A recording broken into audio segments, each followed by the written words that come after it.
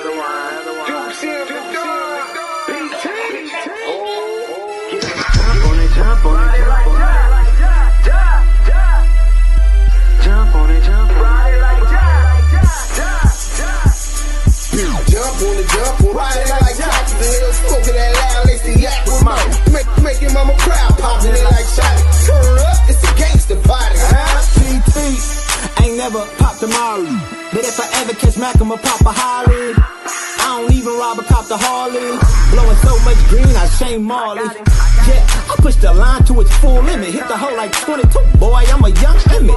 Nothing go like snow, now that's a cold image. Still whistling, sending, knocking them white women. Only reason I do it to avenge image. To the day they go before anything box me out. Knowing me, it don't matter, I simply change my route. On my hobby. Where's.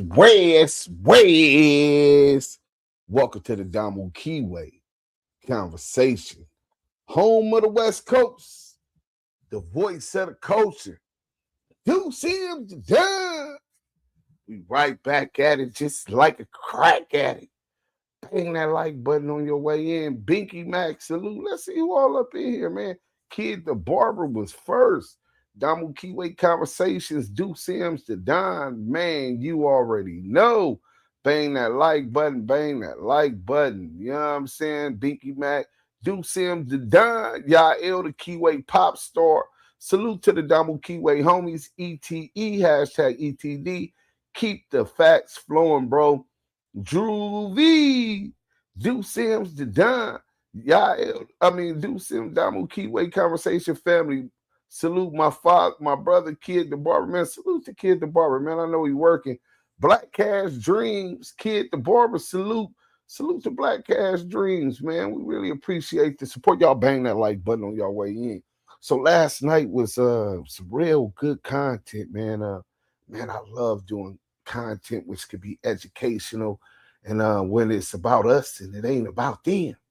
You know what I'm saying? One thing I love flaming up CS2 back, but it makes it about them. And it ain't never about them. It's always about us. You understand what I'm saying? But that's just what it appears like. So we got today we're gonna get into it's a lot of different racist rants and stuff online right now. You know what I'm saying? From the Sureños community. Let's differentiate. Sagittarius Jones, salute, King. We're not talking about from the Mexican community. And I hope that y'all don't get caught up in that. I hope y'all don't get caught up in that. Oh, I got something for you. Hold on. We're gonna go ahead and get you up out of here. Boom. We're gonna get him up out of there. How you like that? So make sure that when you talk about Sureños, you distinguish them from Mexicans, because they don't run Mexicans. It's Mexicans in Texas that don't get in what they get in. You know what I'm saying? Shout out to the Texas Syndicate. Shout out to the Texas Mexican Mafia. Shout out to the Tango Bangs. You know what I'm saying? New Mexico, Arizona, heavy Mexican populations. Even the North days up north. Shout out to the NF. You know what I'm saying? So there's a lot of people that don't hold those racist ideals that Sureños hold, let alone Paisas. You know what I'm saying? Paisas, bang that like button, man. You know what I'm saying? Let the people know we live. Share the live. You know what I'm saying? Paisas, I'm going to tell y'all a story, right? We got into a riot with the Sureños. They put their hands on one of ours, and we tore that mob up, right? This is in Victorville, in the Fed. When Wack catching his phase, a girl from Baltimore, and caught hers, we got to keep our foot on his neck. Man, he got his foot on his own neck. He live in a cyber jail, bro. You know what I'm saying? But he been out and about a little bit more now. Even though he got a dude carrying an M16, like that's gonna stop. Listen, if a nigga is on that, pause, right? If you really own that, old boy with the pistol we gonna have a couple niggas handle him, and then niggas is gonna get him. 2 niggas on him, 2 niggas on him. Niggas disarm him. I was a bank robber. I know how to control a situation. You know what I'm saying? CS2 back. You slipping, bro. But keep getting comfortable. The Central Cali in the building. Shout out to the Central California, man. Big Rambo foe. Central Valley in the building. You know what I'm saying? Salute to y'all. Where you at? In Fresno, Corcoran, where you at? You know what I'm saying? Bang that like button. No, make sure you hit that on your way in. So, but anyway, so we get into it with the Sureños at Victorville, and I end up with the fire extinguisher. Hey, listen, bro, I'm very resourceful. You know what I'm saying? Once I see the police scared CO run up out the building, out the office and out the building, I remember, I'm like, man, that fire extinguisher is up in there. Let me get up in here and get that. You know what I'm saying? And while they done ran up in the brother room, 6 of them, and then they got like 30, 40 in front of his cell. So he's done for if we don't get up in there and figure this out, because the police done ran and pressed the alarm, but we ain't waiting for them. We count on ourselves, right? So I spray, boom. Once they couldn't see the Sureños run up out of there with their dick tucked between their legs, dead homies. Ran up, came in like gangsters, ran up out that motherfucker with it was 12 of us that got active. Dead homies, nigga, 12 blacks got active against about 40. And I got the paperwork to show. But as soon as they don't have the tactical advantage, the numbers, the element of surprise, they run like bitches. It's flight or fight. They ran like bitches up out of there. Niggas get the poking them, hitting them with the sticks, the irons. They running up out of there. But anyway, so I checked on the dude, Simo, who they ran up in his cell. He stabbed up. They stabbed him about 16, 17 times. You know what I'm saying? So I'm like, bro, you all right? He like, yeah. But he really wasn't. But I don't know. I'm like, look, all y'all get y'all shit. We going to the hole. We all on camera. Let's go get these niggas homies. We finna tear this motherfucker up. They started it. We gonna finish it. Because you can't just turn me on and off like a light switch. You know what I'm saying? You can't just turn me on and then turn me off once you done got me started. Drunk as a skunk, don't get me started. So much love to the brothers down south. Stockton tapping. Okay, shout out to Stockton. Right? Be careful, brother. You know Rico Zoe steal nigga's story and make him his own. He can see difference between them. Not only do I got the paperwork and documents, I got the actual video footage. I'm gonna look for that video footage right now, right? But while we put this documentary on, and we gonna start. So anyway, when I came outside, niggas was cool, really. Niggas like, the gates locked. Like, what? A building's with us. We gonna go get their homies in A building. You know what I'm saying? But they was basically letting me know they didn't want no more. They was just happy that we saved face. A lot of niggas they just average niggas, ordinary niggas. I'm not an ordinary blood. I'm not an ordinary black man. You know what I'm saying? I'm a special kind of nigga, a swamp nigga. I'm not just an ordinary field nigga. You know what I'm saying? And if you get it, you get it. If you don't, you don't. But in any event, so we get up outside, and right when I coming through the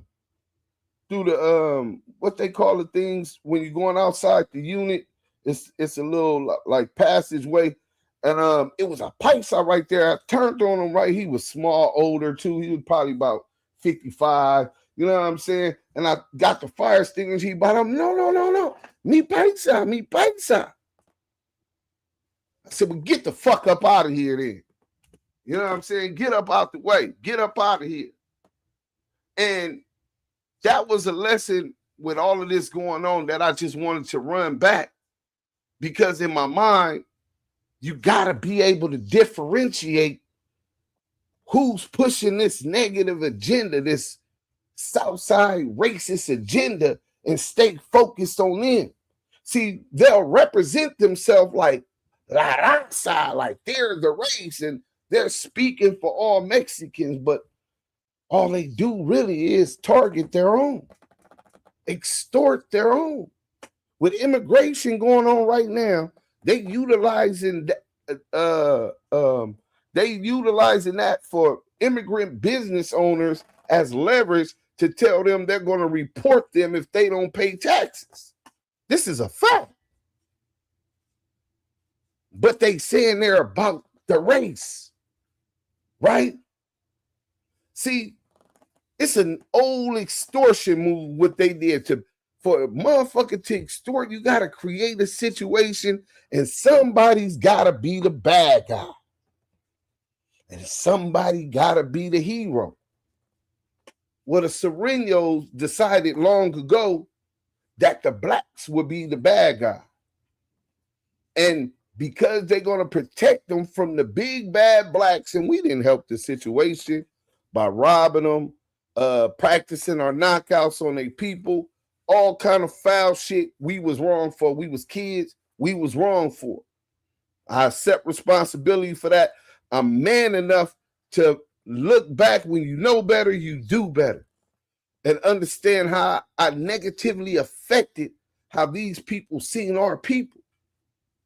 The hate produced. Some of it's justified. You understand what I'm saying? But then it comes to a point where you say, well, how can we start making this right? Right? How can we fix these relations? But you cannot, one party cannot focus on peace and unity and another one focusing on ethnic cleansing. Let's see who all in the chat. Muddy Waters, what's happening, homie? You know what I'm saying?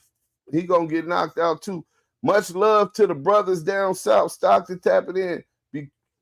Whoa, Muddy Waters, what's up? Lou from the Lou, salute. Red Heart, Blue Heart, Red Heart, Blue Heart, Active Chucks. Damu Kiwe family, Duse M. Let's go. This SUR rat 13K been in their feelings lately. Hey, listen, bro. They definitely in their feelings, but they not really in their feelings. I'm really starting to believe that the Sureños are compromised by federal intelligence. They're the new, they're the Mexican version of the KKK. And y'all gonna be like, oh, that's Kershaw Grinder. Salute, bro. Oh man, that's way out. They not connected. Well, first and foremost, them working with law enforcement is a natural progression.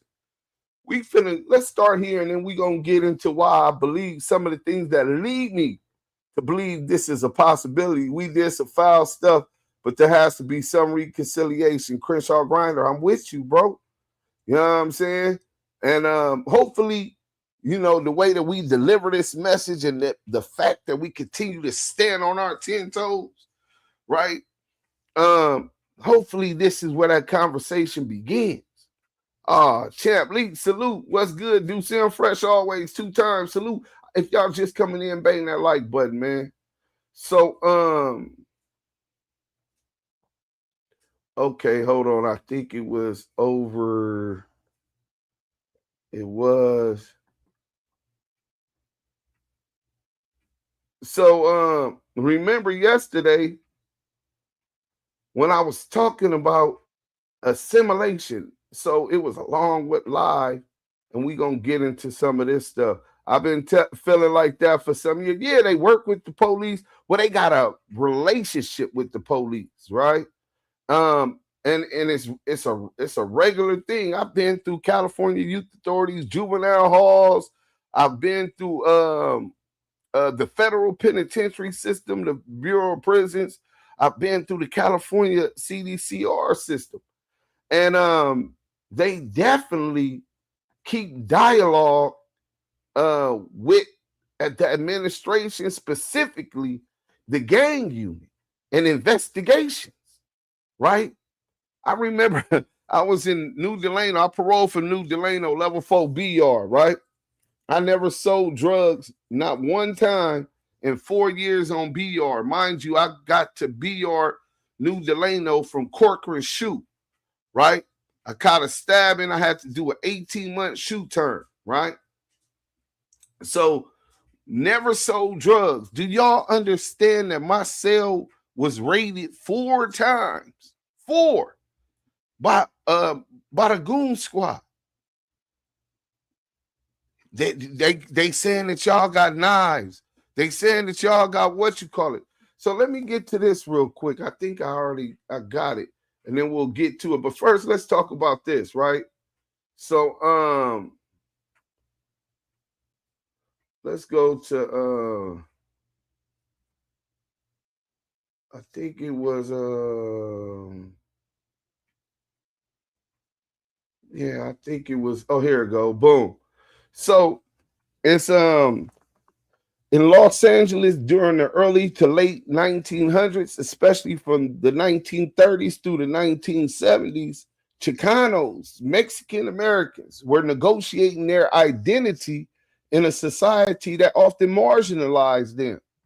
The reason some Chicanos imitated aspects of both Anglo-American culture and Greaser culture were complex and rooted in assimilation, resistance, and identity formation.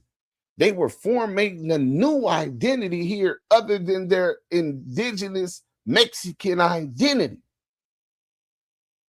They were assimilating to white supremacist institutionalized racism in America. Pressure. So here's the breakdown. 1, pressure to assimilate into white American culture. Social mobility. Many Mexican Americans faced discrimination and were excluded from economic and educational opportunities. Adopting white middle-class fashion, dressing like them, speech, talking like them, and behavior, hating niggas like them, was sometimes a strategy to gain acceptance from upward mobility in society. Behaving like them, hating niggas like them. Oh yeah, those niggers. We don't like mayates either. We're just like y'all. We're not like them. To the colonizers, same ones that took their lands, the same one that took their languages. How many Southsiders you know that speak dialect? And if you know, you know. Chinotecos and all of these other languages. They're so detached from their original identity due to colonization, bro. In our communities, we call them sambos, house niggas. And this is how they assimilated into in California, into Greaser and white American culture. Americanization programs. Schools and institutions pushed Mexican American students to abandon Spanish and Mexican customs. You don't need to learn dialect. You don't need to learn their customs. You're an American now. Assimilating was often seen as a way to avoid segregation and prejudice. Well, as long as I try to act white and blend in, some of them even put white on their ethnicity, like Beast to T. Seeley. Brian, that's a Southsider. Brian Beast to T. Seeley on the 100 EBT side is a blue-eyed, blonde-haired Sureño that identified himself to the police as a Caucasian. Nasty work, bro. A desire for belonging. In a city like Los Angeles, rapidly growing and dominated by Anglo-American norms, imitating whites could be a means to fit in or to project respectability. The influence of Greaser identity. The term Greaser had multiple meanings at different times. Early on, it was a racist slur used against Mexicans in the U.S. Southwest. But in the post-World War II decade, Greece also became associated with working class Mexican American and white youth subcultures. Guys with slick back hair, leather jackets, and classic cars. Chicano youth drew from this Pachuco and later greaser style as a form of rebellion and pride.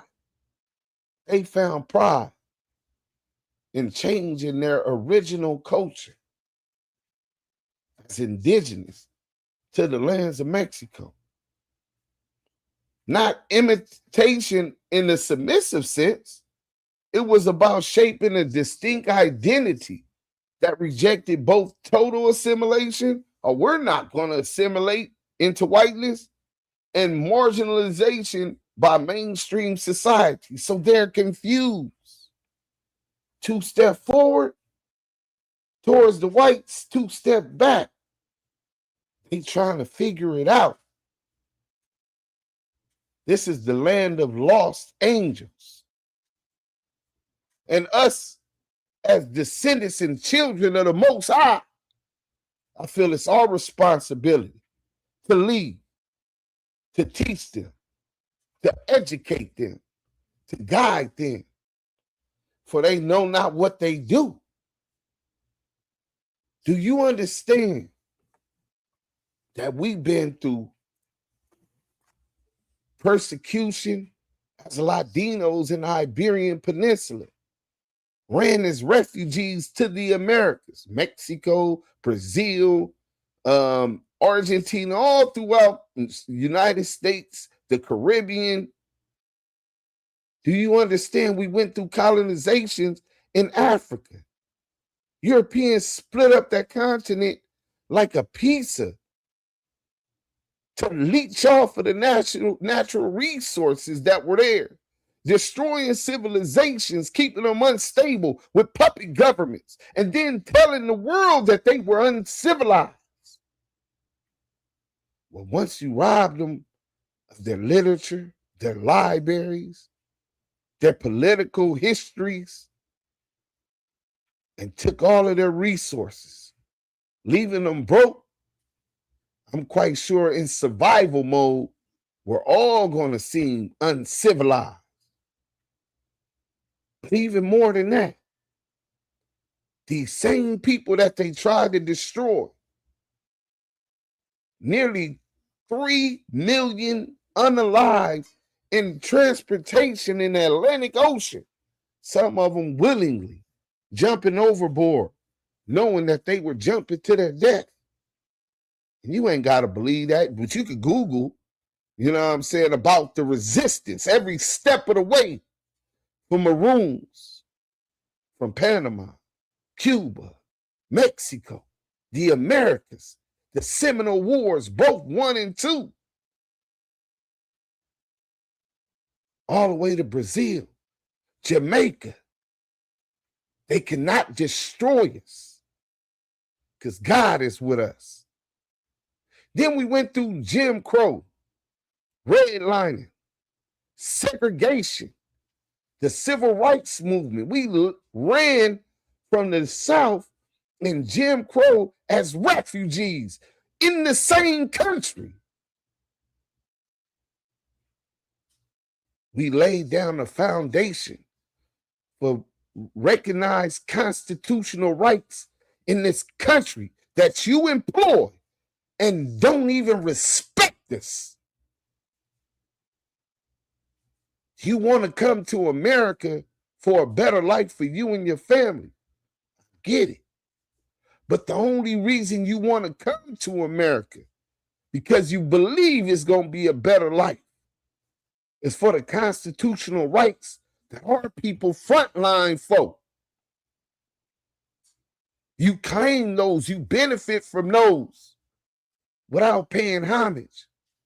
In fact, not only do you not pay homage, you disrespect us and spit in our face, trying to assimilate and show the slave master that you just like him and you're not like us.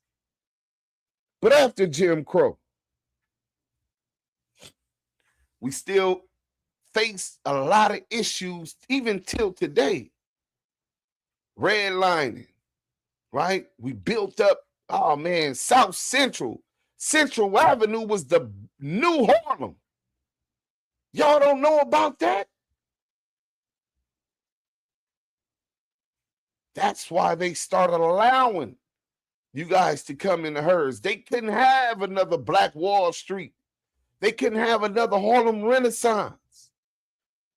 This is all a plan from the government to keep us fighting at each other while neither one of us hold them accountable for their evils.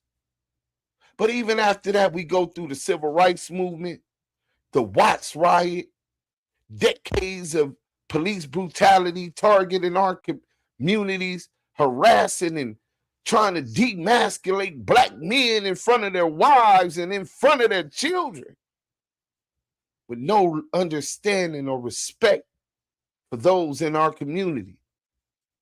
They called us monsters, animals, roaches, niggers. So when you get a podcaster, let me go to this weirdo first, right?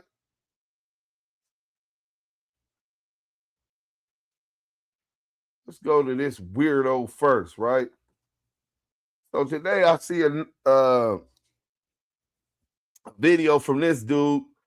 He don't even look like a Mexican. Maybe this the Russian dude they talking about some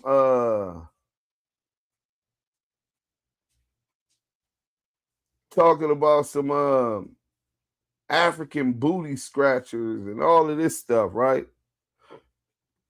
Very, very hurtful words. Not because what they're saying is hurting us, because it brings up these times in the past, lynchings, hangings. And I believe that that's specifically why they're utilizing these peoples to do this. These are their proxies. You know what I'm saying? These are the ones that they're the new Mexican Ku Klux Klan members. You dig? Oh, hold on. I think y'all gotta bear with me. I gotta find that thing from this weirdo. Maybe I put it in maybe I put it in here. Hold on. Let me see where this dude's at. And we gonna get to it. Now that's from the Cam Capone news shit. Hit that like button if you're coming in here. You getting some good content, and we gonna break it all the way down. You know what I'm saying? But the time that we living in is dark times. You know what I'm saying? But for those in La Raza that's in the community that do not like blacks, you're entitled to your opinion. You might have had a bad experience with some niggas like I was when I was young. And that might be justified. But racism and discrimination isn't cool. Especially when you've been discriminated against, right? Because at that point, your hypocritical ways begin to show, and then you get exposed.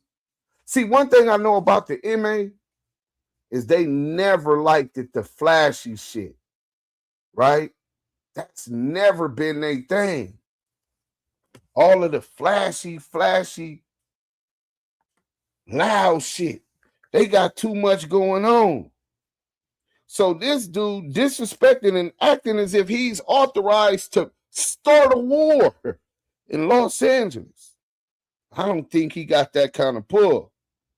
Because if he had that kind of pull, the war would have already been started.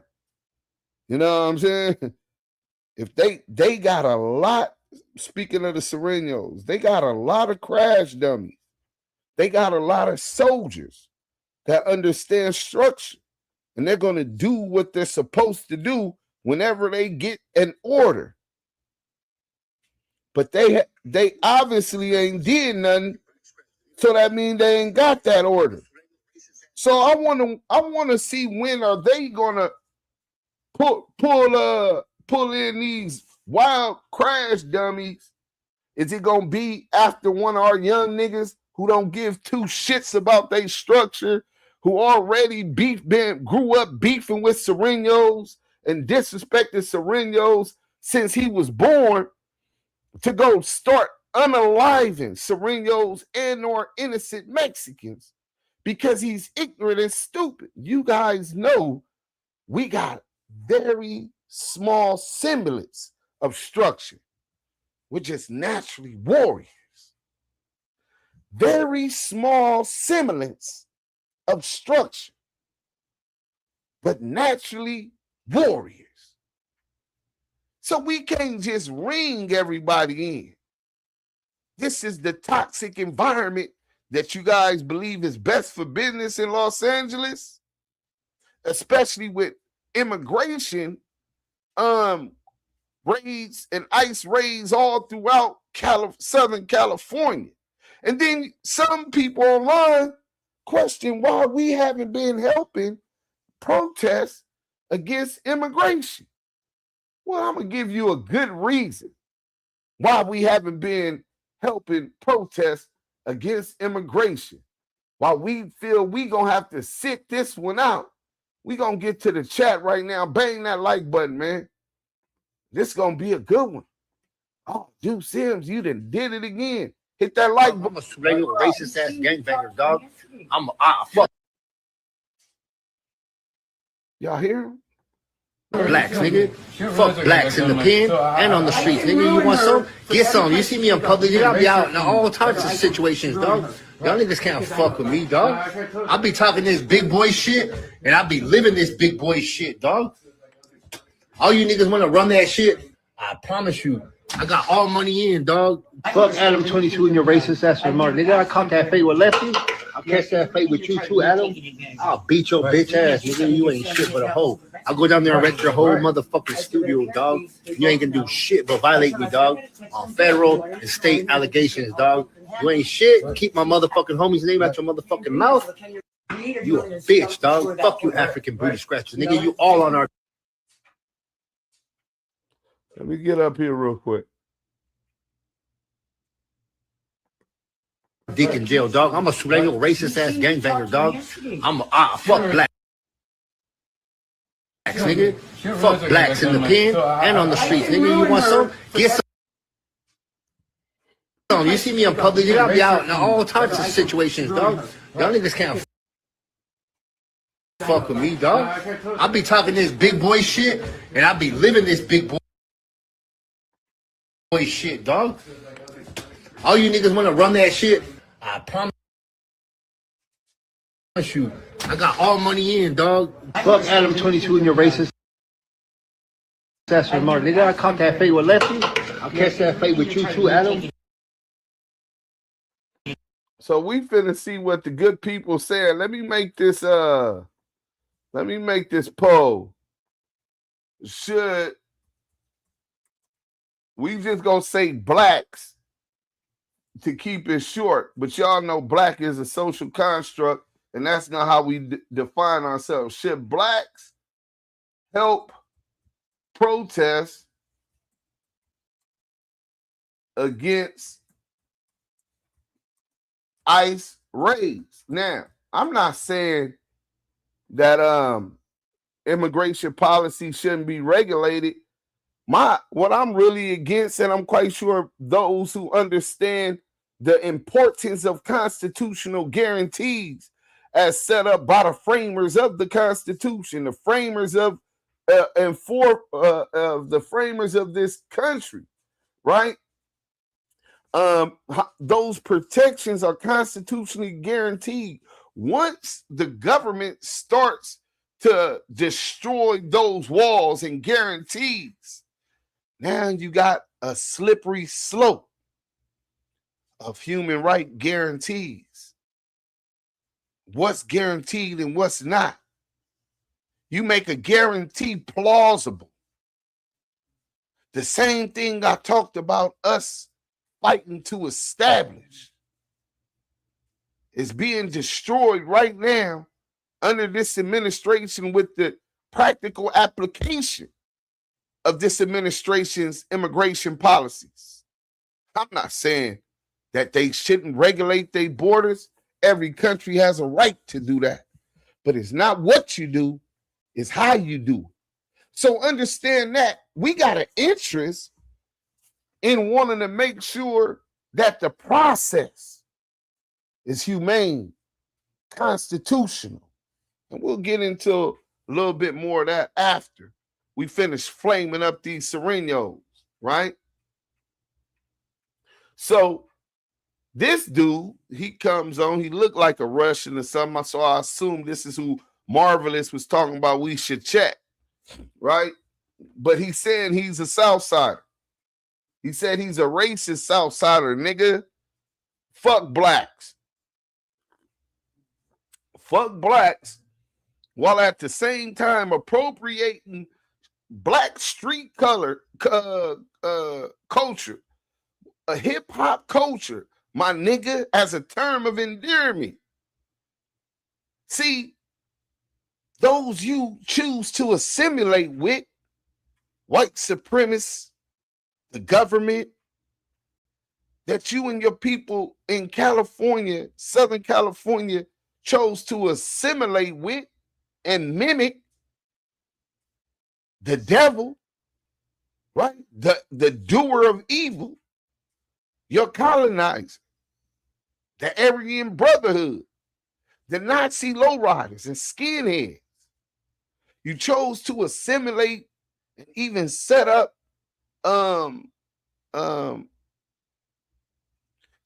alliances and allegiances with these white supremacists, some of which who are in prison for crimes against Mexican people.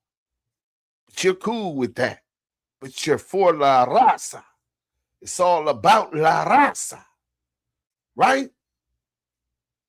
And while you're trying to act like them and prove that you hate niggas in your assimilation process, and you're a Sureño, you're a Southsider 13 under the directions of the Mexican mafia, at the same time, the way that you use the term, man, fuck blacks, nigga.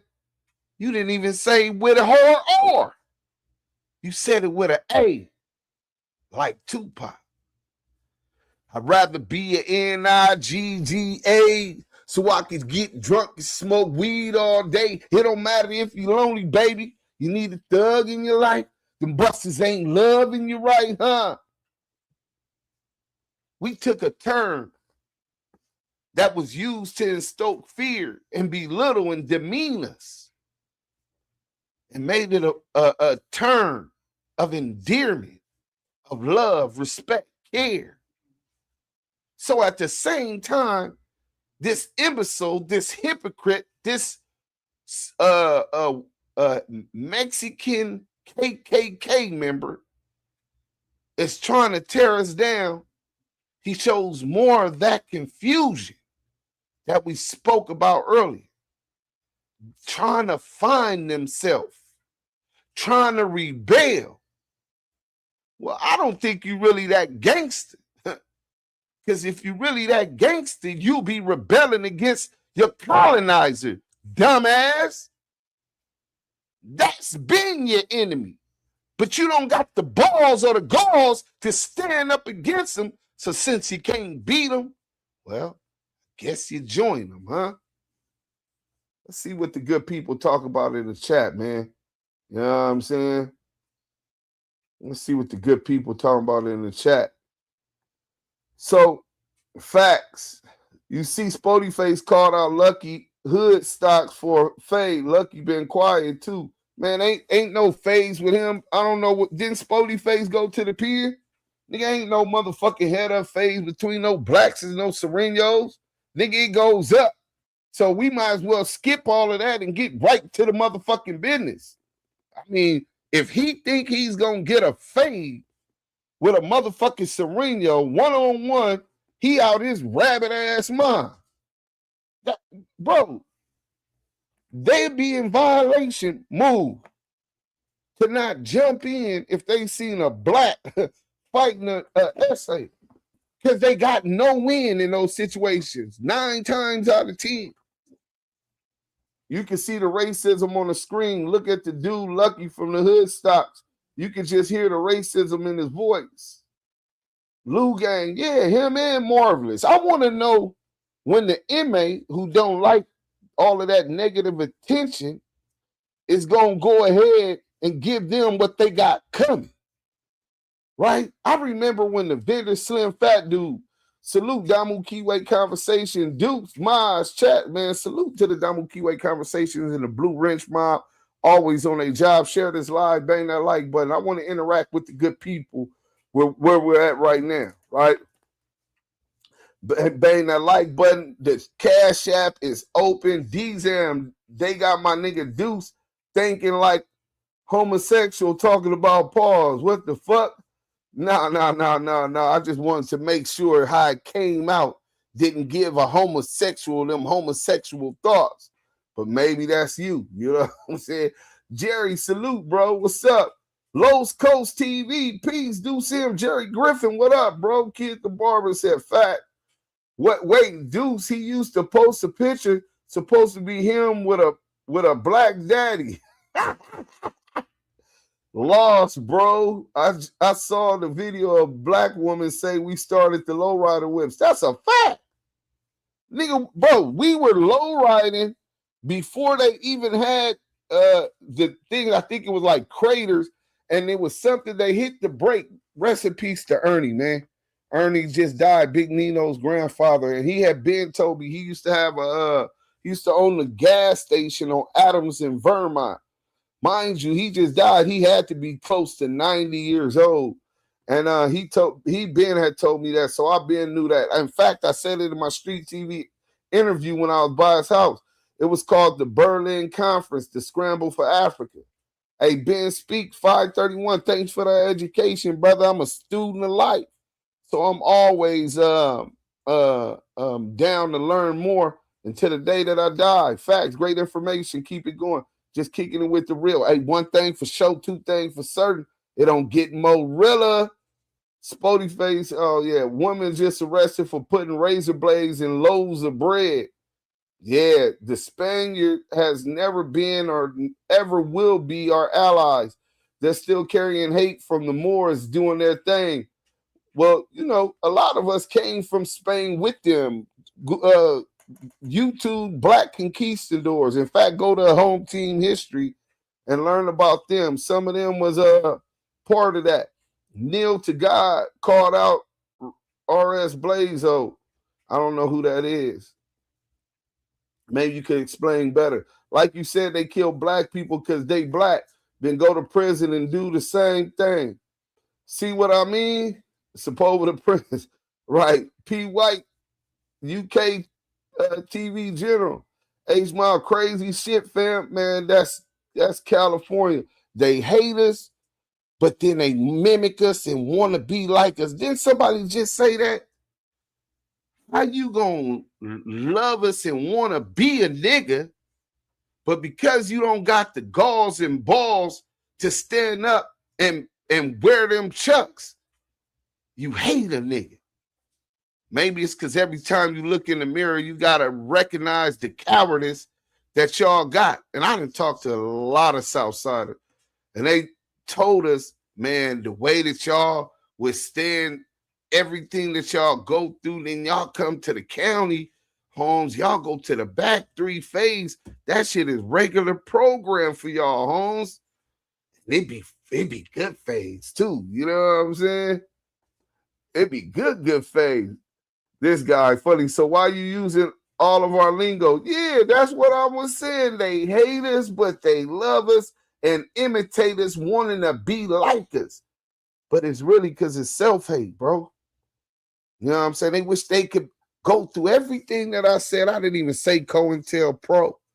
I didn't even talk about the Iran-Contra scandal, the war on drugs, the crack law, all of these things specifically used to target our communities, keep our communities at disadvantage, bomb Black Wall Street, literally drop bomb on Black Wall Street, drop bombs in Philadelphia, assassinated our leaders.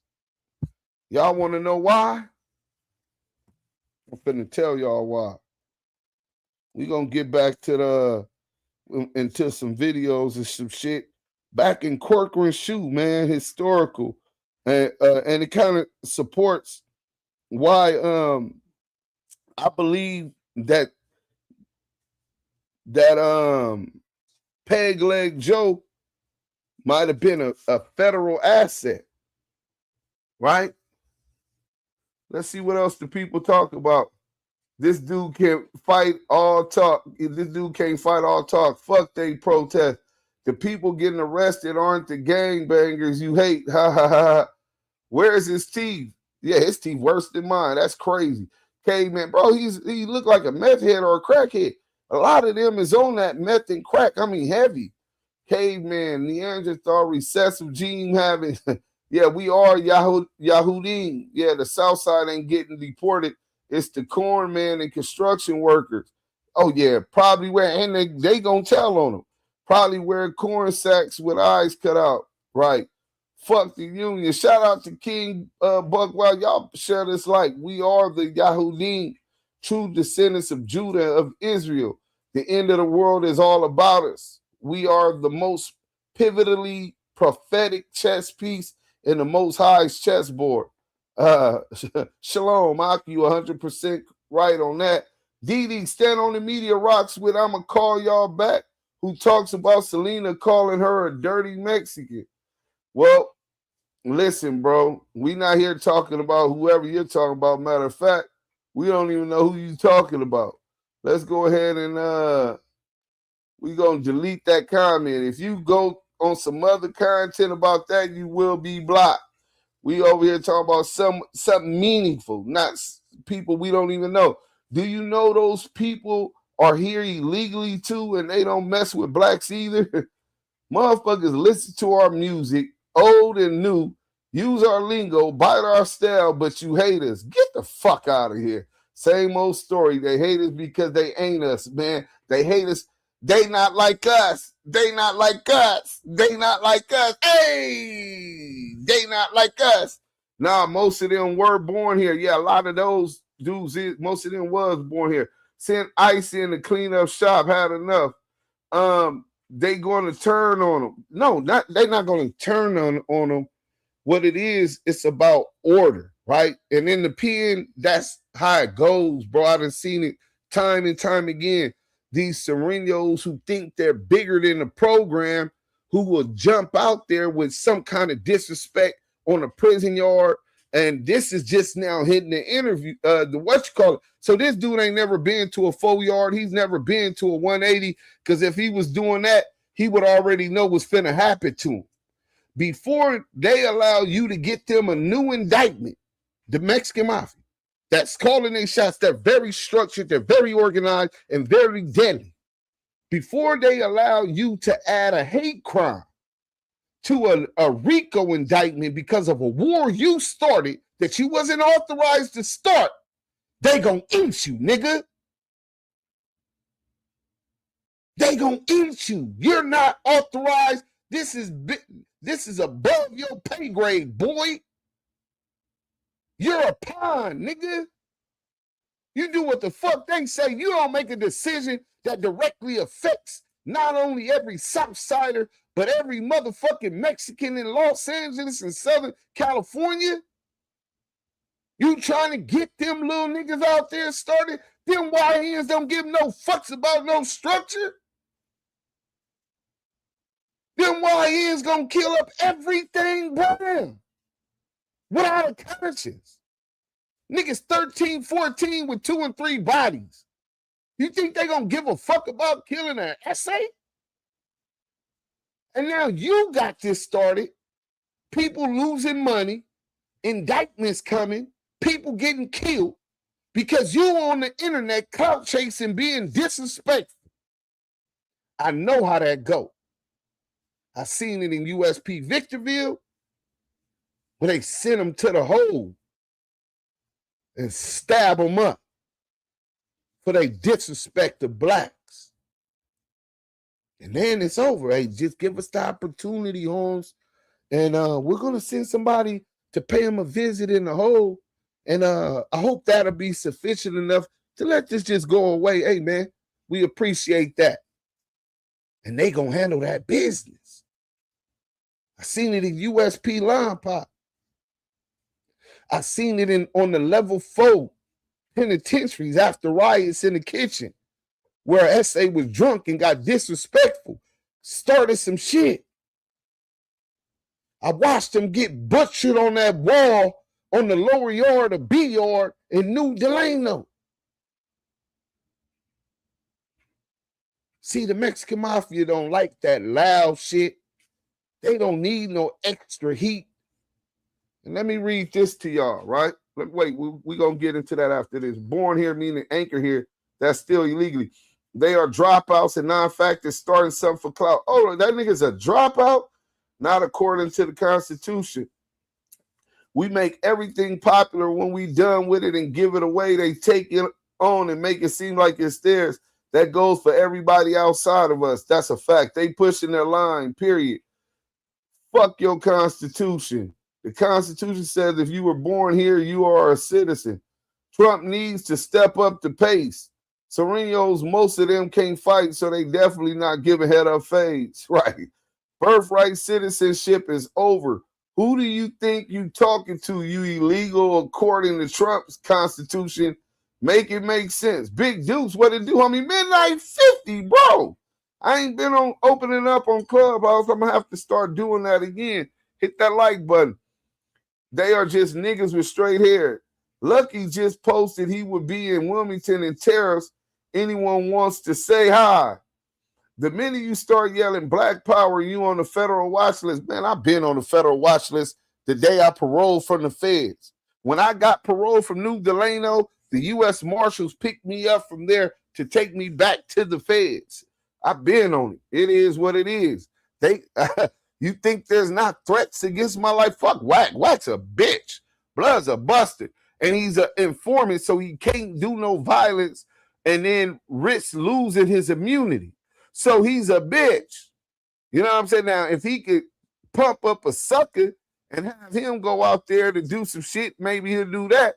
But I'm talking about with the police, with the government. And I'm going to explain to y'all why. The prison industrial complex, we didn't even go into that. Thanks, Ben Speaks. Thanks again, brother. You know what I'm saying? Niggas talk a lot of shit, but that's after I'm gone because they fear me in a physical form. Let it be known I'm troublesome. I'm going to call y'all back. Oh, yeah, you're out of here. You going to keep on coming. You going on timeout. How about that? Since you want to come over here talking about some bullshit. Bye. Bye. You know what I'm saying? Niggas talking like, oh, yeah, boom, where we at? Why he ain't respond back to Spody Face? Lucky a clown. Spody Face called him out. Because he's not finna get no fades. And then he go to Wilmington, which is predominantly Mexican, but they got some East Side Pains and Ghost Town Bloods out there that'll give them, they beef with them essays out there, that'll give them that business.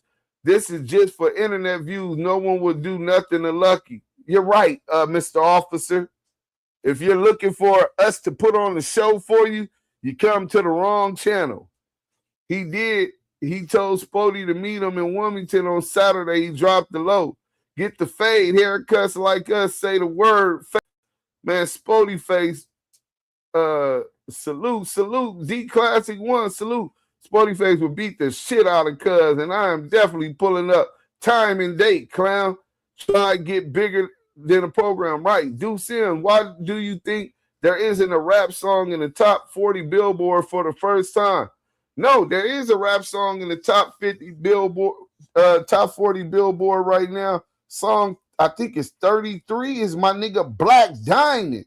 You talking about for a couple of days ago, a couple weeks ago. Black Diamond, I think he sent it to me. Let me see. I want to make sure where it's at on the charts, but we got the spins. Y'all remember we broke that song here. Here it go. Weekly report, Black Diamond. Okay, so he has 606 spins this week. That's not the one. It was the Billboard. But that's something different, man. I don't want to go into that. I'll get to that. Shout out Black Diamond, Fresno, California. You know what I'm saying? Go reflect on your behavior. Damu Kiwe Conversations. Salute kings and queens. Bang that like button. King M&M's, the Don. Salute, man. Or, yeah, he a J-Cat. It's on his story. Check it out, man. We not going to check out and support nothing them motherfucking clowns do. Grand Dragon, they're nobodies. Trying to feast up off of us. That's called a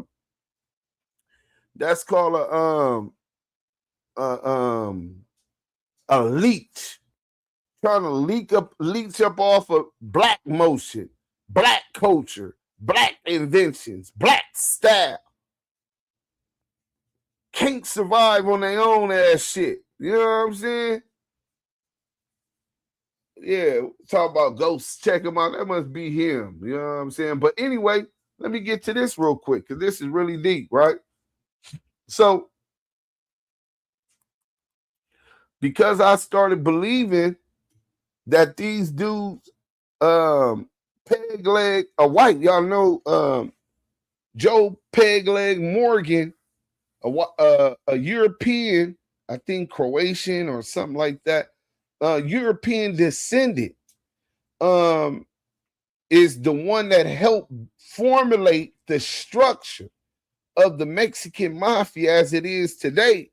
He was the brains behind it, right?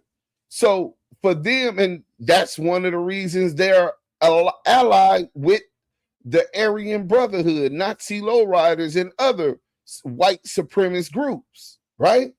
So based on that, I said, man, that shit don't even sound right. I don't give a fuck how gangster you is. Ain't no motherfucking white boy finna come up into the Bloods and Crips and be a central figure. You could be respected, but you're not finna be the brain because your interests don't necessarily align with our interests. We started as a black organization, Black Revolutionary Independent Militant Soldier. What the fuck? I got a white boy telling me how to represent and what's best in my interest. That's asshole backwards. A leech, a parasite, a tick, a tapeworm, right? They said Lucky works downtown LA, so why you got people going way to Wilmington? Damn, they already know where the nigga work at. Oh yeah, something gonna happen to that nigga. He live downtown. Deuce, I have a child by a gang member. Am I on the federal watch list and he was in the feds as well? No, that don't mean you on the federal watch list. I'm quite sure if you're a law-abiding citizen like me, you got nothing to worry about anyway. I'm just the messenger. Don't get mad at me. We don't want your message. We don't give a fuck about the message from them. Pinky 16 and 3 Finger the Wag Boy, fine. Feel this one right here. But look, this is serious and important question. The answer isn't as simple or comfortable. The short version is, it's not that correctional officers or law enforcement like the MA, Mexican Mafia, or Sureños more than black people. It's that the prison system historically structured incentives, control strategies, and racial politics in ways that reward cooperation from some groups and punish resistance from others. And MA and Sureños adapted to that system differently than the blacks did. We're going to read that one more time, right? That's you crazy. Why would it come off like that if you're not thinking like that? Who is this dude's a weirdo, man? The reason they are aligned with the whites is because whites like to check paperwork too. No, they don't.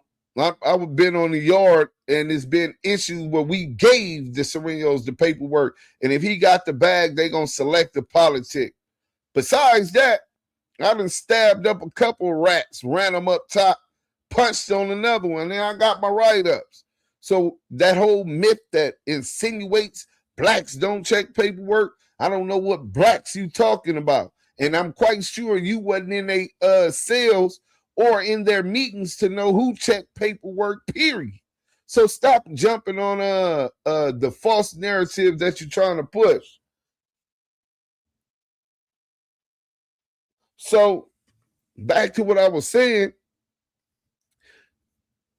it's not that correctional officers or law enforcement, meaning on the street or in the pen, like the MA or Mexican mafia or Sureños more than black people.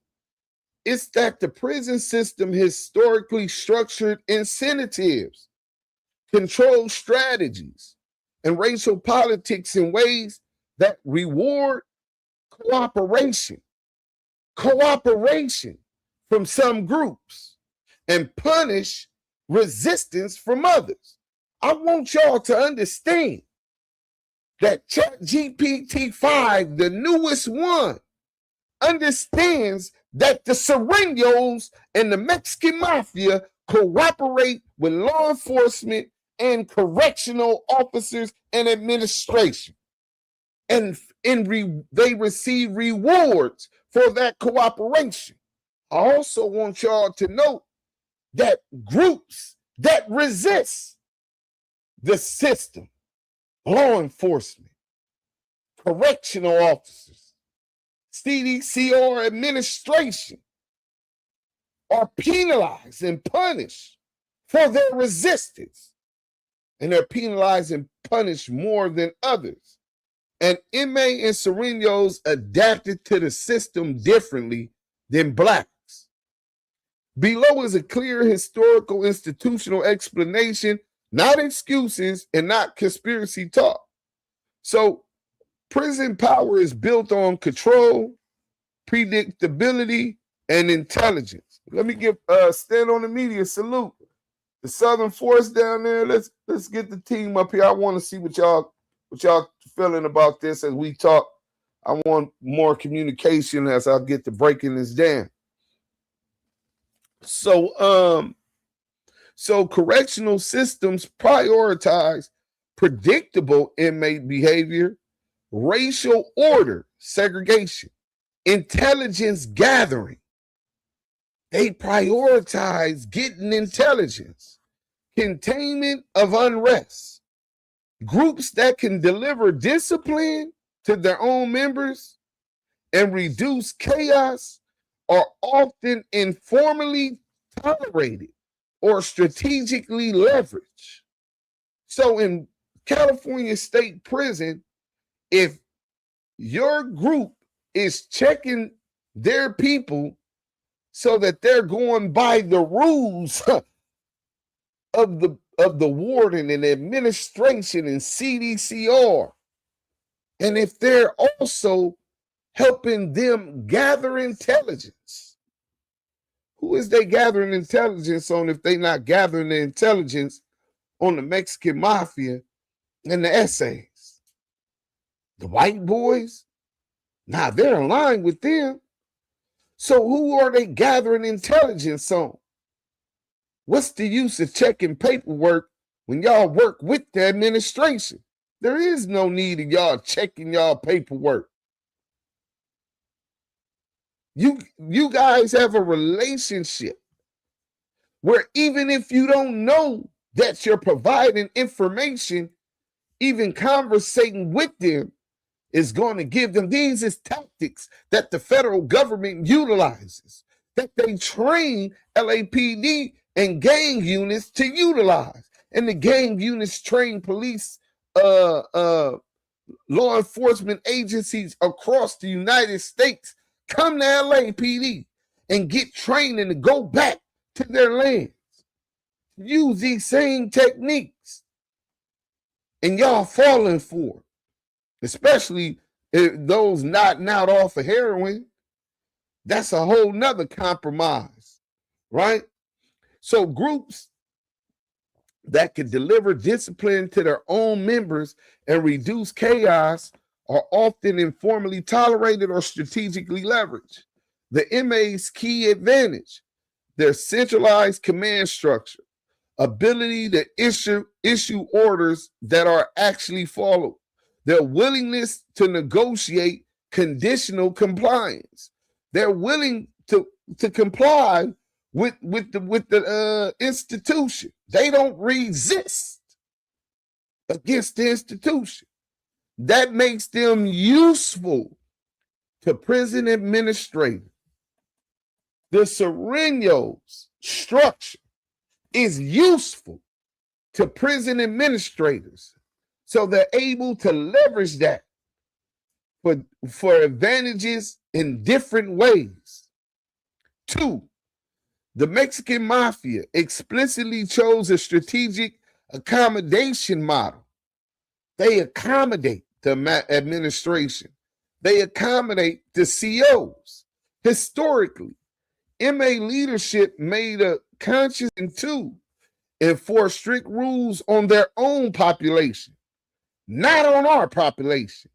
They don't call shots for the Bloods, for the Crips, the 212, the UBNs, the CCOs, the Blue Notes, the Jamas, the Coonies. Them niggas is resisting. Fuck the police, nigga. They started out as our motherfucking enemies, and today they remain our enemies. Fuck the police. We do what the fuck we gonna do.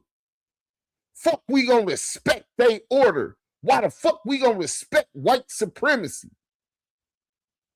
If we go along with it, it's because we got other priorities to go along with the program. Until we don't, then we show our ass. So, also, use paperwork, grievances, and legal channels when advantageous. And they communicate indirectly through lawyers, kites, and validated messengers. So this is what the MA did. This does not mean that they are friends with the staff. If you're communicating indirectly through your lawyers or through kites or validated messengers, you're definitely friends and allied with the staff. They're talking about you're not. That does not mean they're allied with the staff. No, that necessarily means if they're communicating, what are they communicating with the staff about? What use do you got? Convicts run their own program. What are you communicating with the administrations about? This is what ChatGPT knows about the inmate and their relations in California Department of Corrections and Rehabilitations. So this does not, okay, it says they learn how to survive and dominate within the prison system rather than directly confront it. Well, we run it. How the fuck you running the police, the CDCR system, and you're conceding everything that the institutions want to do?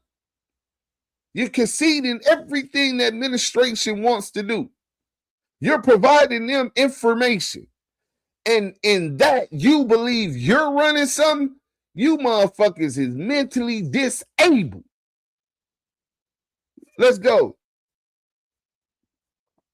The strategy earns fewer lockdowns, more predictable yards, less random violence. Administrators value that, even while officially labeling them a security threat group. And at the end, they saying they running some, but they still labeled the same as us, a security threat group, STG. Black prison politics developed under constant suppression and fragmentation. Black inmate formations historically face COINTELPRO. So our formations, how our organizations were started, we always face historically COINTELPRO style disruption. They always target us. They always try to assassinate us. They always try to smear the leadership and divide the groups. heavy targeting of black political prisoners, aggressive validation. For those who don't understand validation, getting validated as a member of the BGF, Black Guerrilla Family, would get you a indeterminate SHU program, which means you would be housed. Things change now, but you would have been housed indeterminately in the SHU until you could either debrief or that they found that you were no longer a threat and they let you out the the Mexican mafia went through the same. Salute to them, the ABs and all the political prisoners. That definitely was some political shit. My next door neighbor in Corker SHU was in Corker SHU on an indeterminate SHU term for 42 years. Imagine being in solitary confinement for 42 years. You know what I'm saying? But salute to that brother. He was Jama. But so we blacks in inmate formations historically face COINTELPRO style disruption, heavy targeting of black political prisoners, aggressive validation, leadership decapitation. They target and decapitate the leadership. Interference with collective organizations.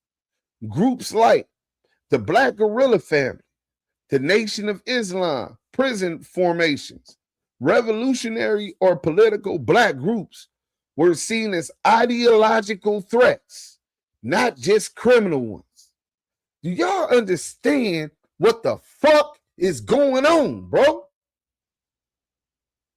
They referred to the Mexican mafia as a security threat group, as criminal enterprise.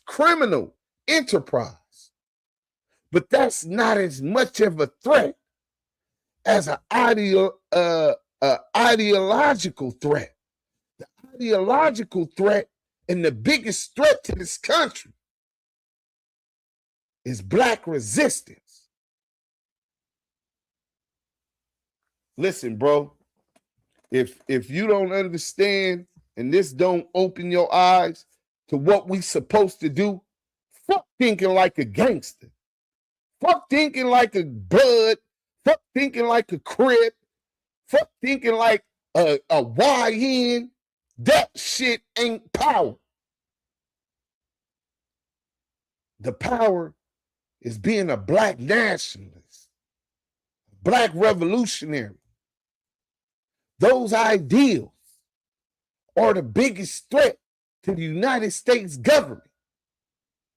COINTELPRO was in fear of the birth of a black messiah who would unite the people. That's their biggest threat. You want to know why? Because they understand the power of God's people. So, race and American history matters. Now, this part is unavoidable. The race and American history in jail matters.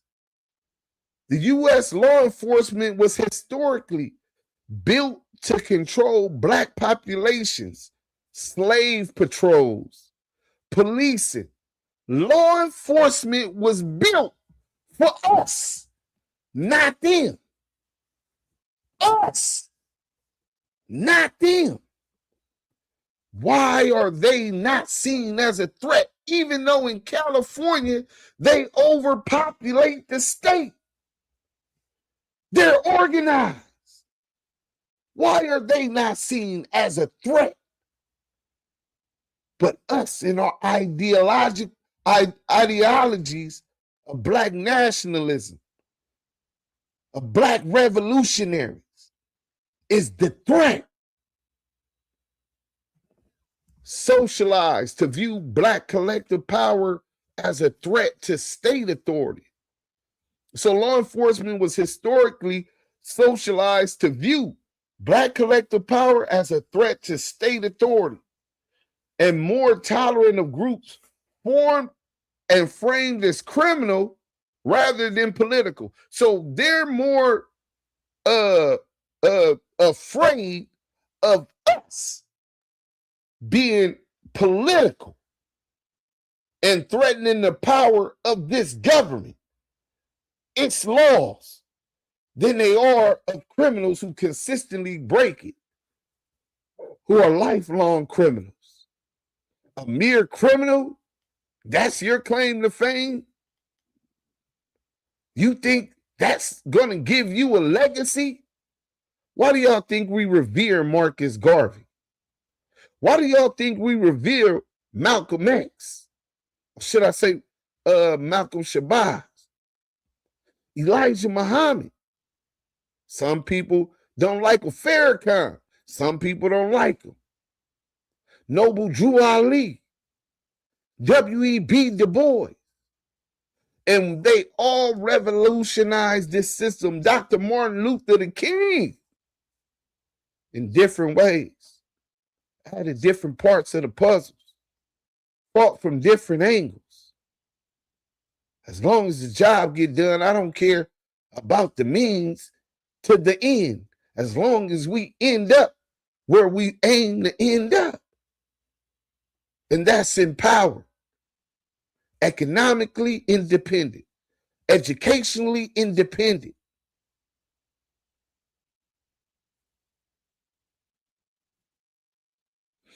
So, because law enforcement was more tolerant of groups, criminal groups, than political groups, so when black prisoners resist authority, y'all bow to authority of white supremacy. Y'all bow to the authority of the law. We don't do that. That resistance is why they got books, Blood in My Eye, and Jonathan Jackson, rest in peace, of our movement, our resistance against everything I told y'all they sent to destroy us in this country. Everything. From leaving the Iberian Peninsula as refugees, for those of us who descend from there, to Africans that descended from Africa, that came from Africa on slave ships, to the indigenous people who were already here, some of which who were annihilated, fighting, resisting, the Maroons, the Seminoles, the real Choctaw. Y'all don't want to have that conversation because y'all scary. Y'all bow down to white supremacy. The resistance lives through us. Damu Kiwe Conversations. So, black prisoners resist authority. Black prisoners reject cooperation. Black prisoners frame oppression politically. Black prisoners challenge the legitimacy of the authority of the white man, of this government, of white supremacy. So it makes a whole lot of sense when you get to thinking about it. When we do this and challenge that legitimacy, they are met with force, not negotiation. When we challenge their authority, they're met with force, not negotiations. When the MA frames itself as organizational, transactional, oh man, we just getting to the money. We don't want to beef with the police. Man, we ain't tripping, man. We supposed to be here. We accept this. Non-political, internally disciplinary. The response is different. A closer relationship, friendship, or protection. Important correction. MA members are heavily validated. That's a fact. Held in long-term shoes. Facts. Given life without parole sentences. Facts. And constantly surveilled. The relationship is instrumental and not friendly. It's more like if you keep your people in line, we can manage the prison. That same offer is rarely extended to Black inmates because Black collective organization is viewed as destabilized.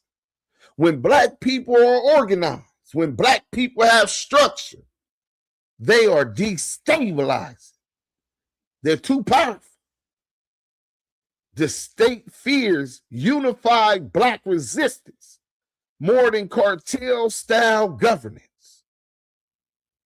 This is why CDCR administration, operations, and law enforcement on the streets target our people harder, line our people up. Do y'all know about the Corcoran? Let's get into that real quick, bro. You know what I'm saying? Let's see what the good people talk about. Bang that like button, man. Share European structure for distraction and discretion for destruction. That's fact. How you feeling, bro? Stand on the media. Salute. You know what I'm saying? Stand on the media. Get well, King. Salute with the utmost blessings, champ, for sure. I'll be up in a few minutes. Someone pinned the StreamYard link. I already pinned. Oh, yeah, somebody pinned it for him. He said it'll be up in a minute. Good to hear you. Dahigi, thank you, family. I'm really working on it. I'm tired of being it. Good sleep is one's healing. Another conspiracy like we have flying pyramids. Oh, my God, bro. This dude is. Don't block him. Let him keep going. He get racially disrespectful, then we'll get rid of him. You know what I'm saying? Drew V, you are 1,000% correct. Easier said than done, though. Laugh out loud, wifey, stay on my ass about sleeping more. For none of us at all, fuck East Side to their core. That's a fact. Ice raids are not our fight. Right. Laugh out loud. Oh, trust me, I know it's easier said than done. I was talking to myself as well as you. It's odd as hell. They don't want to be included when we include them, but when they're not included, they want to be. Well, no, because they try to play both sides when it's convenient to them. And all them Willie Lynch followers, right, that whole COINTELPRO system. The Sugar Hill Gang was not made of brown people. Oh, shit. Hold on, let me tell the G homie I'm live. I'm live right now. You know what I'm saying? They still running COINTEL, just renamed and upgraded. That's fact. Solitary. That'll make a motherfucker real mean. Yeah, for real, bro. You know what I'm saying? M's on it. Man, I mean, I know how this shit go, bro. You know what I'm saying? Talk about Rex 84 Bill King Alfred plan. That's where the real fear stems from. Facts. There's been 92 murders in the prison system the last 2 years. Guess who is the one doing them? Brown on brown. There's been a lot of S and Y's. They integrating them yards. Who cares about those murders? That's your claim to fame. We over here talking about revolution. Now you out of here. You come over here talking about some negative ass murders. You sound like the police. Like we over here bragging about the deaths of other prisoners and inmates. We don't give a fuck about no prisoners and inmates getting killed. That's fucked up. That's somebody's family member who went to jail that's never going to see their family again. Some of them might have deserved it. Who knows? We don't know. But you're bragging on it because some of them probably didn't deserve it. CCTV, preach.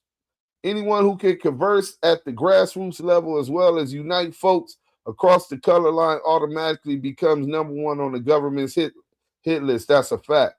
Clubhouse Crazy TV, salute. All them Hebrews before today, they are sleeping, knew the truth. Rest up, OGs, originals. Fact. Please check out the book series, Hebrews to Negroes, Wake Up, Black America. Been ready.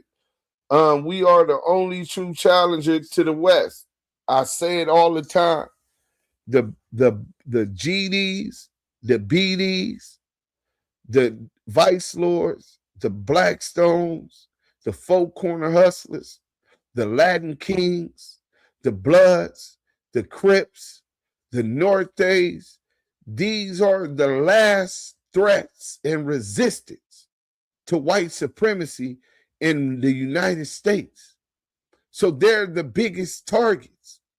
They want to decimate the numbers and the leadership.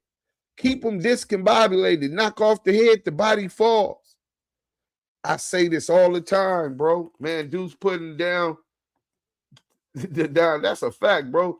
They Jewish, though. We are them Hebrew. They are the house slaves and we are the field slaves. Nah, they the house slaves, nigga, and we the motherfucking swamp slave, the swamp niggas. Talk that shit, dudes. Yeah, for real, bro. So we finna get into this. What you call it? Bang that like button, man. Share it. I'm finna go back on you on Instagram at the same time, but let me go ahead and get this. And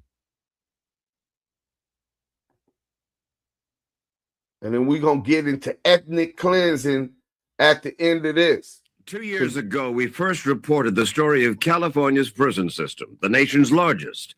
And one prison there in particular, Corcoran State Prison, where the FBI was investigating numerous corrections officers, prison guards, who'd been accused of staging inmate fights, sometimes wagering on the outcome, and then when those fights got out of control, of shooting the inmates involved.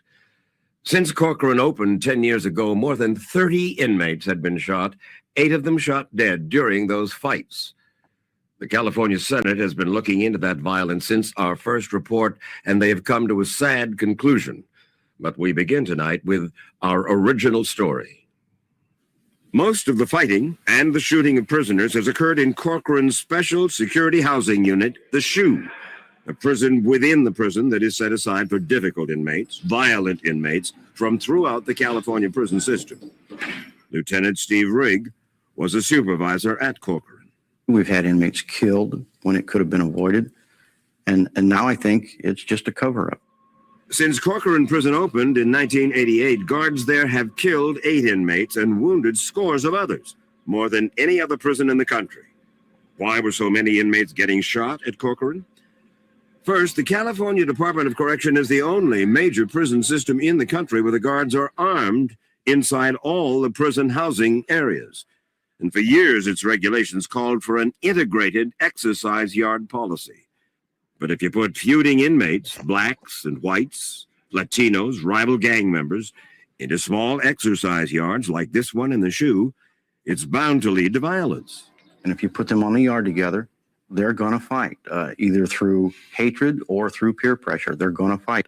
According to both prison guards and inmates, staged battles, gladiator fights, complete with betting, became a regular entertainment at Corcoran. Matches were set up by selecting inmates from rival gangs, from a SHU cell block like this one, and then releasing them one by one into the SHU yard. At least one Corcoran supervisor reportedly amused himself by calling the fights like a ring announcer. And that's where most of the shootings took place also. Officer Richard Caruso worked at Corcoran with Lieutenant Steve Rigg. My superiors sometimes called down to the control booth and asked, are you going to have a yard fight? And the staff told them, yes, we are. And they were told, the staff were told, hold the yard up. I have a new secretary that just got on board here at Corcoran. I want to bring her down and show her the Corcoran way. And when they brought her into the control booth to show off the fighting, the gunner was told to let him fight a little bit for she can basically get impressed. In 1995, Officer Caruso and Lieutenant Rigg, after being rebuffed by their prison warden and by superiors in Sacramento, decided to go to the FBI to try to put a stop to what they considered the guards' barbaric acts. Just coming in. One such incident involved inmate Preston Tate. He was in prison for rape and in the SHU for allegedly attacking a guard. In April of 1994, Tate was shot dead in the SHU exercise yard by a guard who used a 9mm rifle. Anthony James was with Preston Tate that deadly day in the SHU yard, and James says that once the guards sent in these 2 Hispanic inmates, those men entering on the right, he knew they were going to have to fight. You saw them coming across to you, and it was apparent there was a fight that was about to begin. Couldn't they have stopped it? Yes. The guard would have hollered, get down. We would have got down because really nobody wanted to get shot. During the fight, wooden blocks from a riot gun were fired. Anthony James was hit, and he moved off to the left. And then within seconds, the fatal shot followed from a rifle loaded with an exploding bullet. It happened so fast. At this point, Tate, he done been shot in the head. James says that Preston Tate told him that a guard had vowed that he would never leave the SHU alive because he, Tate, had assaulted another staff member. Was there ever any verbal warning to the two of you or the four of you down there fighting? No. Do you believe this was a setup? It had to be. After the shooting, the videotape shows the guards coming in and hauling out Tate's dead body. Was Preston Tate murdered? In my opinion, after reviewing everything that I've reviewed, being told everything I've been told, I think he was murdered, yes. But in this press release, the day of the Tate shooting, the prison said that Preston Tate was killed because, quote, Tate refused to obey the numerous orders of the yard officer to stop his aggression on another inmate. Afterward, the review board of prison officials issued this report justifying the killing of Tate as a so-called good shot. Quote, the shooting was within department policy. There was no weapon. It was not a life-threatening situation. There was no serious bodily injury. And to have the shooting review board review all this evidence and clear this shooting is sickening. Eddie Myers was deputy director of the California Department of Corrections, the man in day-to-day command of California's prisons. How could it have been a good shoot? Tate was not the aggressor. Tate didn't have a weapon. And it was a good shoot. Tate was not the intended target of the shot. The officer intended to save Tate's life. It's unfortunate that Tate was hit. And the shot just went wrong. He missed. Who was he supposed to be shooting? One of the two people that were on top of Tate. He was supposed to be shooting one of the two Hispanics? Yes, sir. How many bad shoots have there been by the review board? I don't have the exact number. I could get that. And he did. And it turned out there had been 0 bad shoots. In effect, the Prison Shooting Review Board justified every one of the shootings at Corcoran. Everyone. But that is by no means what an independent commission set up by the California Senate said late last year. They found that 24 of the 31 serious or fatal shootings at Corcoran were simply unwarranted. But since our first report was broadcast back in 1997, we've learned of yet another kind of brutality that California prison guards committed against inmates. Rape. Not by the guards, but by other inmates used by the guards to retaliate against prisoners who had gotten out of line. Did you also say this, quote, the details of the so-called state-sanctioned rape became clearer during a special hearing on prison violence last summer by the California State Senate. Whether it's correct or not. A hearing attended by Senator Quentin Cobb. The Department of Corrections was willing to allow at Corcoran State Prison those conditions to exist in which a prison inmate was encouraged knowingly to commit rape against another inmate and get away with it. Case in point, Wayne Robertson, a convicted murderer and known sexual predator, he's nicknamed the Booty Bandit. Investigators say he raped at least 15 inmates, many of whom were thrown in his cell for punishment. Meet number 16, Eddie Dillard.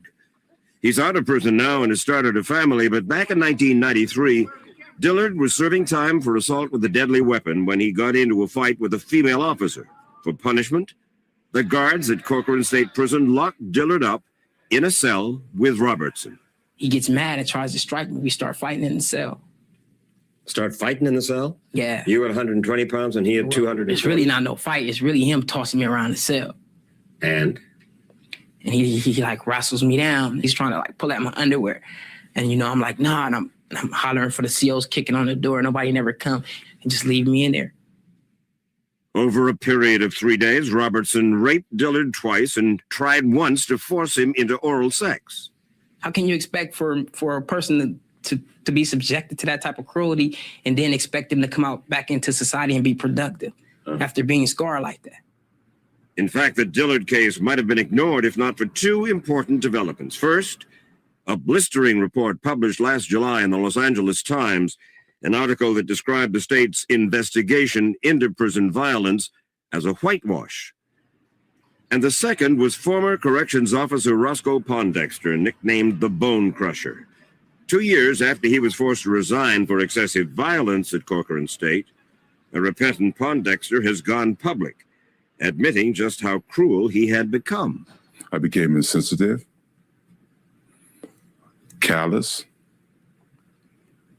uncaring, numb. What was Roscoe Pondexter's role in this whole episode? Having knowledge of and having me go to him and inform him of what was going on. And he said? There's nothing he can do. He didn't do nothing. That was obvious. Maybe I was in denial, or maybe I didn't really care unless he came out and told me that I'm being raped, specifically by him. But I don't think that he came at me and told me specific words. I'm being raped by Robinson. By ignoring Dillard's pleas, Pondexter maintained what he calls a code of silence. After the incident happened, all of us sitting down and writing reports together so we could be consistent.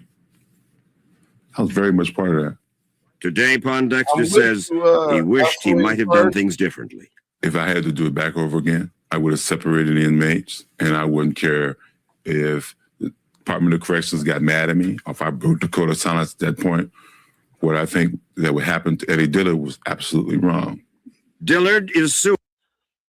He wouldn't have cared about breaking the code of silence if he could do it again. Nah, you bitch ass nigga, when he told you it was happening, you held that code of silence. So you're just as guilty as the person that raped that boy. Nasty work, bro. All skin folks ain't kin folks. This is the perfect example. That black pig is more aligned with the blue, the code of silence among other police and peace officers and correctional officers, and who are all subservient to the government. That he allowed this man to continue to be great.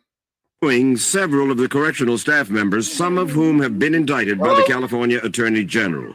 But Dillard is not suing Roscoe Pondexter, whom he has forgiven for the things he did. What happened to Dillard and to those 8 inmates who were shot dead went on because few guards like Roscoe Pondexter have come forward, and it's not difficult to understand why. Consider what happened to the 2 former corrections officers, Steve Riggs and Richard Caruso. Since appearing on 60 Minutes as whistleblowers back in 1997, their lives have been made miserable. They've been made outcasts by many of their former co-workers, and they've received death threats. They succeeded. We're retired. We can no longer report misconduct by the Department of Corrections. They succeeded. The moral of the story, therefore, The moral of the story is the Department of Corrections procedures and people in it were rotten. And the system was so rotten as to punish the people who want to be honest and who want to act like they're supposed to in upholding the laws of the state of California. It's a very sorry commentary on the Department of Corrections. Very sorry commentary on the state. Hey, that's crazy. So this is how you know how fucked up mentally these people is that's disrespecting us, that want to be us but gotta be us to be us. So they don't want to be us. Everybody want to be black until it's time to be black. Everybody want to be niggas till it's time to be niggas. You know what I'm saying? And it said, I have just read to y'all about them sending kites and communicating through back channels with lawyers with the administration. Obviously, they're communicating about us. But here it is. We say, oh, listen, it's cool to tell on the police, but these niggas is telling on us working with the police or for the police. So is telling on a Sureño now gonna be permitted? Because at this state, it's very clear when ChatGPT tell you, you know what I'm saying? It's just so motherfucking obvious when they say specifically, hold on, let's go to that real quick. That they find their cooperation useful, right? Let's go to the part about the attorneys, right? Let's go to the part with the attorneys. Hit that like button, man. Hey, Steffi Weffy, what's happening there? Let me get this back on while I find this for y'all, man. California. Indeed it is. Finally, it appears even the Department of Corrections might agree. Their new director called what went on at Corcoran a shooting gallery, and he has vowed to clean up all the violence there. Y'all see the fades? And then motherfuckers come out with their knives. It goes down, man. So we gonna stop there. I want to get into this ethnic cleansing, and then we gonna see where we at on this poll. That's crazy work. Yeah, bro. I'm asking. Racial slurs will not be tolerated. Now tap that like button. That's a fact. Hey, Steffi Weffy, Blue Ridge Mob always on their job. I just came in typing without catching up based on the title on the live. My apologies. Yeah, you didn't build hip hop. Duse M goes off on the SUR threat say, yo, yeah, they definitely didn't build hip hop. And we're holding accountable all of the shit that they own, building more prisons to schools. Bing bong. You know what I'm saying? This business fly. Salute. No, because I have a spirit in me where you have to announce yourself spiritually. And a lot of y'all males is anti-black, even black people. Well, black is a social construct, but I understand what you're saying when you say black to keep it short. You have to announce yourself spiritually. I hope that you were able to feel my spirit as it exudes out of my skin pores. When I walk, it radiates. Let me tell you how strong my spirit was, and it was so full with negative vibrations back at the time. Me and my ex-wife were getting married. My baby mama, shout out Lakeisha, right? So we was in Vegas, MGM, or was it Circus? They had the albino Siberian tiger. So when we walk up, we see this big cat and it's sleeping. And everybody's, you can hear them all, it's sleep. I wish I could have seen the eyes and this and this and that. And I'm way back hearing this, and it's a crowd all the way around it. Once I get to the closest person at the back of the crowd and broke through, the tiger just, it sits the threat, it sits the energy and radiate. I was a hunter at the time. You know what I'm saying? So I hope that you was able to feel my energy.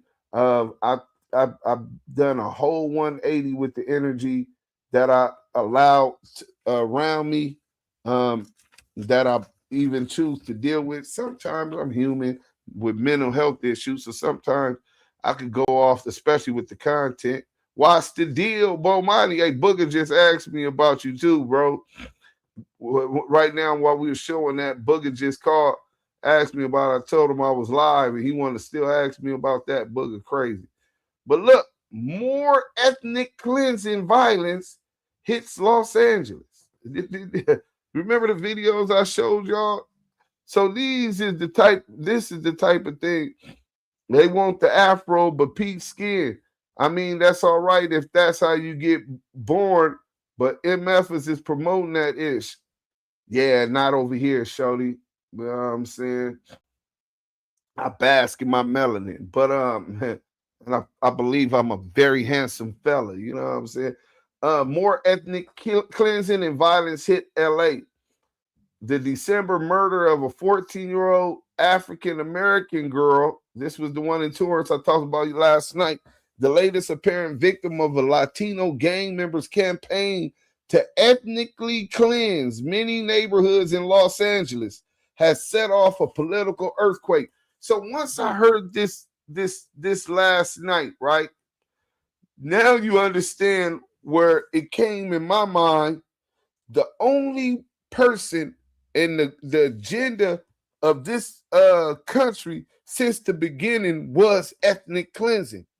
Think of all of the tribes that no longer exist that were indigenous to the Americas, from South America all the way to North America, that Europeans just decimated the population, the cultures, and everything, especially in California. Let me show y'all something real quick. Hold on.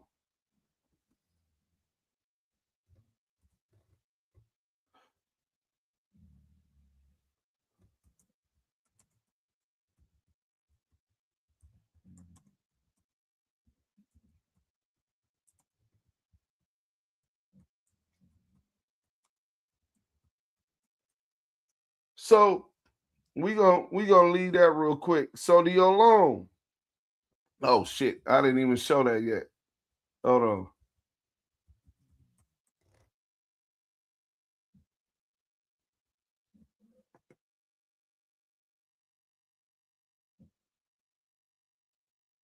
Coast of Knowing, right? Let me stop sharing. Go over here, bang that like button, man. Y'all know we always gonna build together. You know what I'm saying? One day we might have to shield and kill together. Who knows? But the Coast of Knowings is the coast dwellers, right? The Olongs, right? Let me make sure y'all can see this. Okay, y'all can see it, right? Kind of shit is that? So, see, that's that COINTEL pre-rhetoric, right? They say more Africans went to Mexico than the U.S. What to our people in Mexico? That's a fact. Ain't no ifs, ands, or buts about it. The biggest port. I'm finna chat GPT that. I might be wrong. I might stand corrected. But if I'm not correct, Veracruz was the biggest port. What was the port that imported the most slaves in the Americas? Plural. I think it was Veracruz. No, they said the most came from Bahia, specifically Salvador, Brazil, right? It was the principal one. And that makes a lot of sense because they said they have the most black people in Brazil than after Africa. And then they say in comparison, okay, well, let me see. What about Veracruz?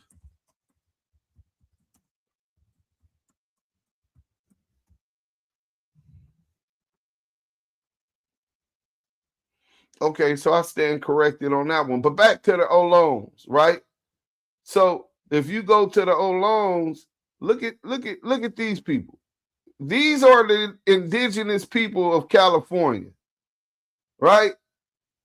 Do these look like these people that y'all seeing today? The Olong, these the original peoples of California, Coast of Knowings. Let me get y'all in the chat.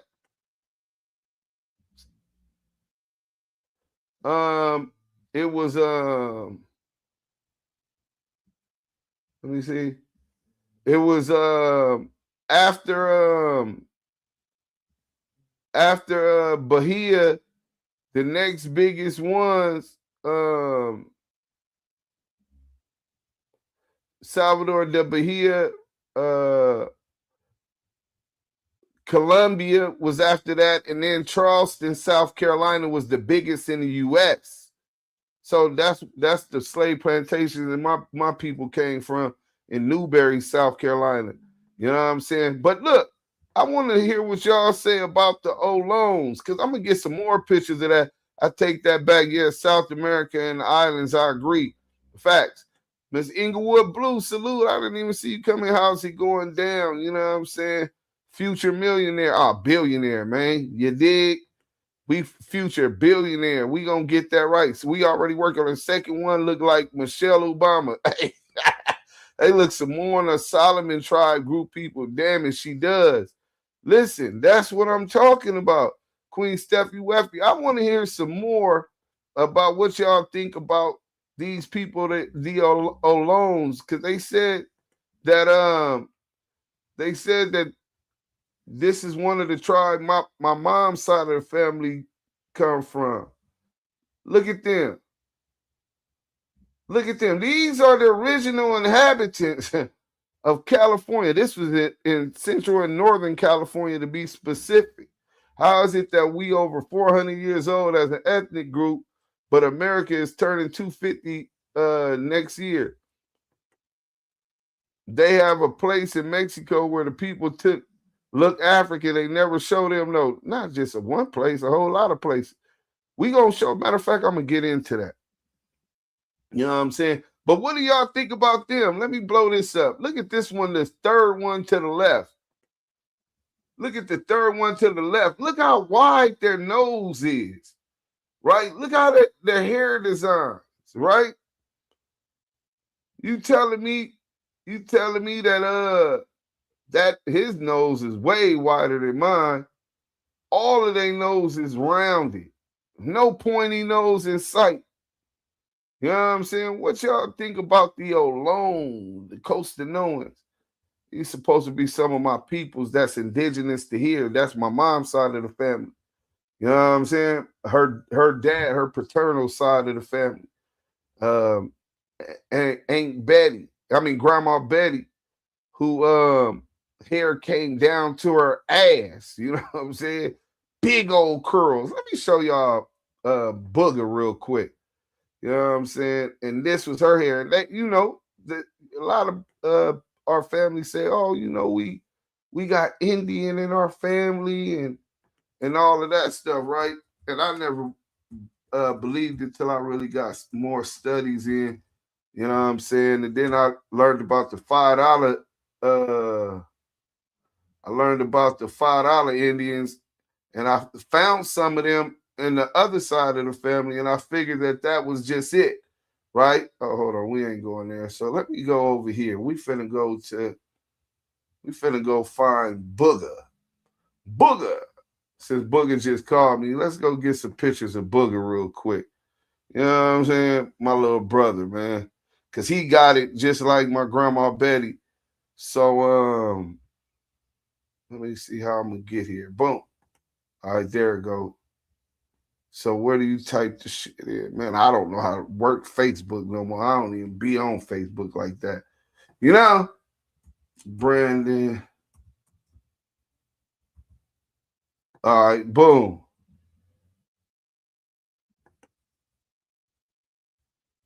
All right, so this is the picture I was looking for right here. Boom. Oh, is he going to let me blow it up?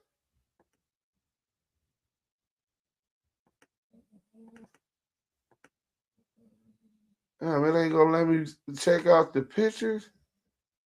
I thought I'd be able to see the pictures, bro. Oh, yeah, there they go. Boom. So let me see all photos. Brandon photos. So this is how my grandma hair is, like Boogers, right? Who's from the Coastanoan tribe, right? Tell me Booger don't look like he could fit in. Tell me Booger don't look like he could fit in with any of those people on that picture we just seen, right? Tell me Booger don't look like we finna change the thing. Tell me Booger don't look like them Coastanoan people alone. Damn near every country got folks in darker complexion. Of course, we're Aboriginal to all that. They have the Black Samurai in Japan. That's a fact. Those are Aboriginal Americans. My grandparents and mom is Blackfoot Indians. So what do that make you? Descendants of the Most High people, Homo sapiens, the prototype of modern human beings. descended from God. This whole planet was once melanated dudes. Facts. Carolina Connect TV, salute. So tell me, Booger, let me blow this up a little more, right? Tell me, Booger don't look like one of them dudes that I just showed you the picture of. Because he looked like my grandma Betty. Yeah, we indigenous to this whole planet. That's a fact. That's why what's up. I'm just trying to stay out the way, bro. Change, homie. Bomani, real simple. So hell yeah, dudes, we are indigenous to this whole planet. We was always there watching when they pasty ass pulled up, right? Booger, salute, fool, ninja, love you. That's why I'm sick of people only liking light-skinned women. It's not hate. These are we, the real Native American women, look alike. You pass them up every day. You don't like them. How you know what we like? I'm sorry that you had that experience, sister. You know what I'm saying? Shit. You must ain't seen my baby mama. But you love who love you. You know what I'm saying? And and you ain't seen my mama. You know what I'm saying? We were the Americans long before slavery. Oh man, we gonna do it. Hey, Levi, didn't I tell you to get your ass up? Always spoiled ass, always right up under me. Move, nigga. Let me spread out my motherfucking legs. Nigga, alpha around this motherfucker. This nigga be all up under me. Can't even spread my legs out doing this long ass lie. Levi is so damn spoiled. So anyway, there go my little brother Booger. My grandma hair was down to her butt like that with the big curls, though. You know what I'm saying? So salute, Cartel ENT. So we gonna get up off of that. I got one more video for y'all, man. And after that video, we gonna end this, but ethnically cleanse, right? Ethnically cleanse. I'm not a robot. How come this ain't showing, bro? Now they don't want to let me see that. That's cool. We're gonna get rid of that too. How about that? Ethnic cleansing. And these people talk about they started hip hop. Y'all was fucking with us. No, y'all was greasers, bro. You know what I'm saying? Then they love oldies. Where you think the oldies came from? You know what I'm saying? But you claiming you built hip hop. So we're gonna go ahead and go. We're gonna go ahead and go to we're gonna say just how quick it is. When were the first Mexican in hip hop? No, when were Mexicans first noted in history for contributing to hip hop as rappers, producers, dancers, break dancers?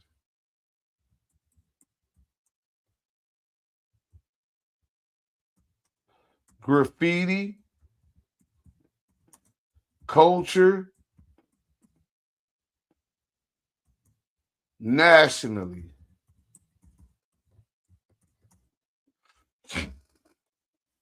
Thinking. They gonna think long and hard. You know what I'm saying? So we're gonna find out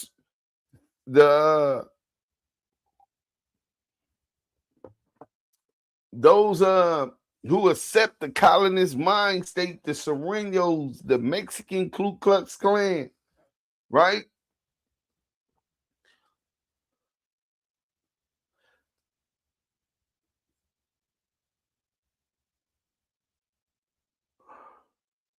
So we finna see what they say right now. They looking long and hard. I definitely know Kid Frost and La Raza song. That was in the 90s, bro. So I'm trying to see, and that wasn't, I don't think nationally that was a big, big song. I'm quite sure it did records though. But Kid Frost Damn. Yeah, 1990 Billboard debut marked the mindset. So you talk about Tony G was the producer of that hit. So from producer and rapper, you're talking about in the 90s, they start contributing. Do you understand in the 90s, when that came out, we had already decades up and it had already began mainstream hip-hop. In the 90s, in 91, 92, Tupac was already dropping records, bro. Tupacalypse Now. Digital Underground. Salt and Pepper.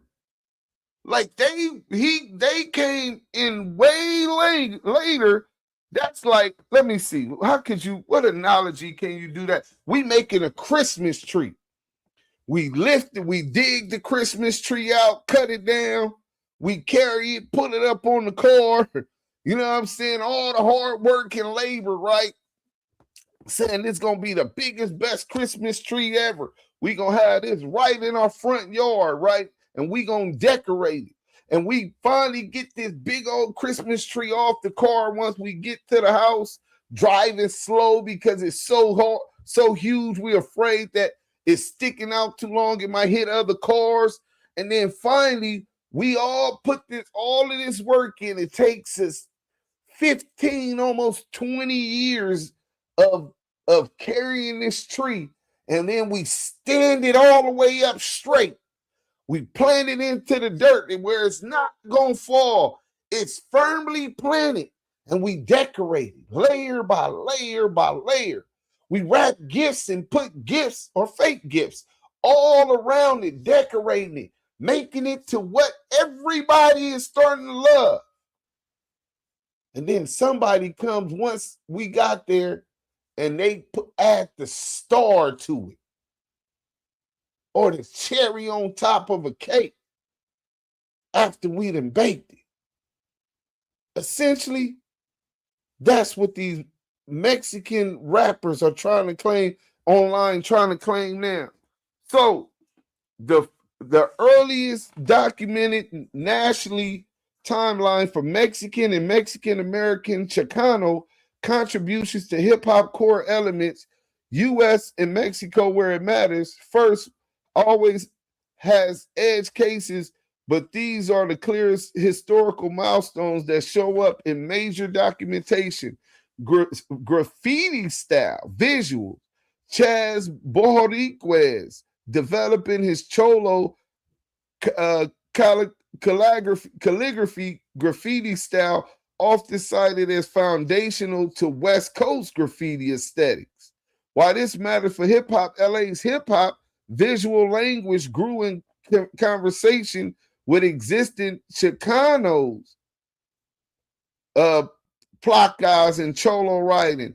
And Borriquez is one of the earliest widely credited names. Okay, salute. Dance, breaking and popping, national Main Street visibility. 1984, U.S. national Bruno Poppin' Taco Falcon, Mexican-American from East LA, appears in the film Breaking, a major mainstream vehicle that helped push street dance, hip-hop dance nationwide. Yeah, but y'all know Turbo was that nigga in Breaking, nigga. Y'all know we was already doing all of the pop locking and all that out on the West Coast. Rappers, 1990, Kid Frost, La Raza. It peaked at 42 on the Billboard Hot 100 and is widely treated as early nationally successful Chicano Latin hip-hop moment. This is for La Raza, only peaked at 42. Do you know that? That is crazy, bro. Okay, milestone. Hispanic Cause and Panic is commonly cited as the first recognized Chicano rap album. That's 1990. Is the when they and DJ producer Tony G is credited as a producer. So it was a Mexican rapper, and that was big for hip hop. Mexican producer, Mexican rapper. 1990 was when they came on the scene rapping, contributing to hip hop. Mind you, The tree already standing up. We got the Christmas tree decorated with the balls and candy canes, and we got the Christmas wrapping stuff going all the way around. We got presents all the way up under this giant tree that the world could see. And they come with they thing peaking in 1990, peaking at number 30 something on the chart. Nigga, my nigga Black Diamond at 30 something on the charts right now. You know what I'm saying? Mexico, Latin America, International, Control Machete, Comprehendes, Mendez is widely accredited with catapulting Mexican hip hop outward. Pitchfork notes it became first Spanish language rap to get on the rotation. So you're talking about the 1990, 93, and 97, bro. Hip hop was already into its golden age, nigga. You know what I'm saying? Let's get some of the biggest records for the 90s. Biggest records in 1990. 1991. I'm going to get top 5. No, top 10. Top 10. Wait. Oh, this going to be good. Hold on. This going to be fun. Hit that like button. Top 10 biggest records in 1990, 1991, 1992, 1993, 1994, 1995, 1996, 1997, 1998, 1999. So we finna get the top 10 albums for each one of those years to put into perspective the influence that This Is For La Raza had on hip-hop as a whole. Obviously, to peak at 33, great accomplishment, and that's a song that I really like, even till today. You know what I'm saying? This is for La Raza. The beat.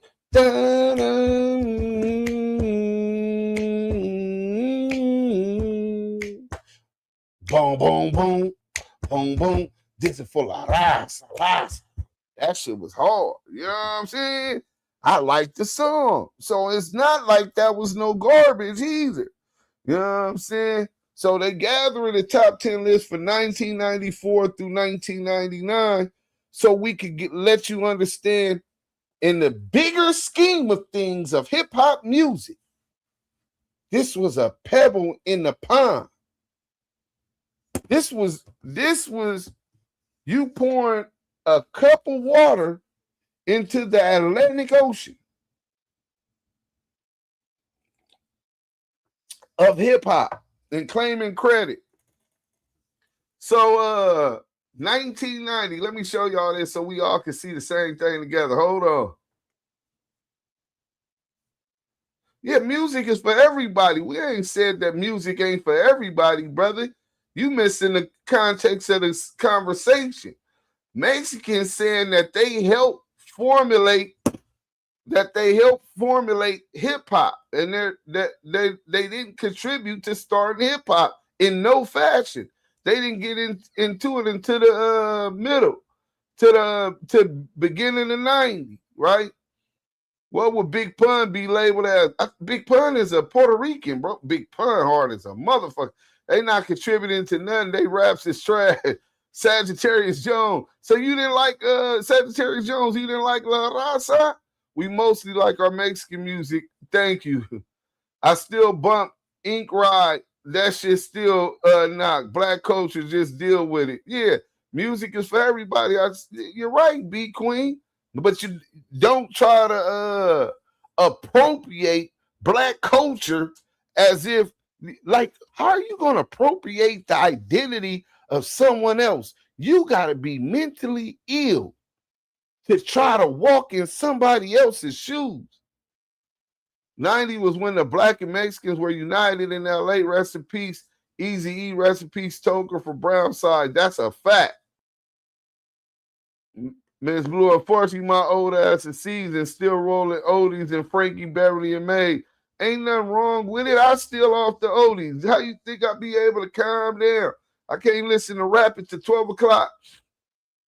So Hold On by Wilson Phillips. It Must Have Been Love. Nothing compared. Oh, they came with all of this. I mean, for rap. I meant rap for those years in the 90s. They didn't really gave me all kind of top 10 songs for music. No, we talking about hip hop. Hip hop.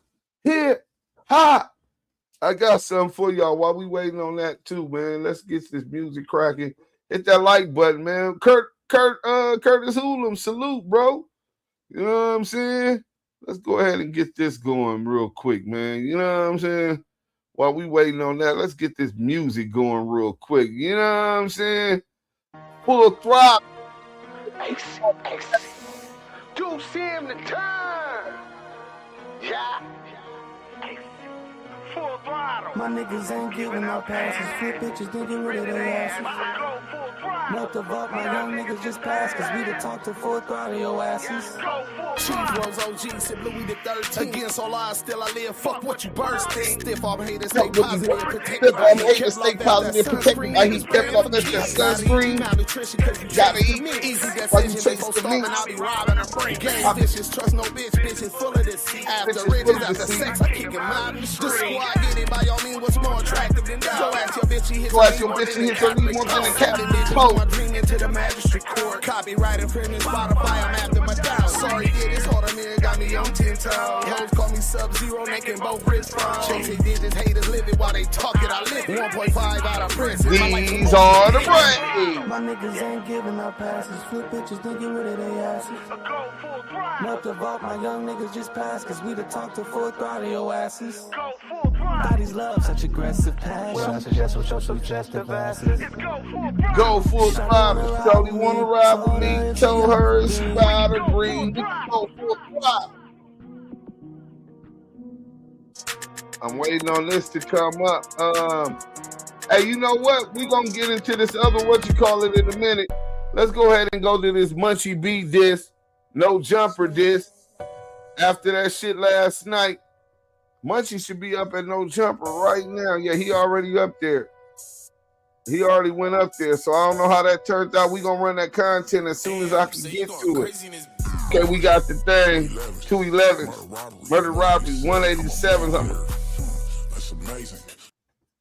Well, on home invasions, you know what I'm saying? Shout out to Munchie B, the mayor, man.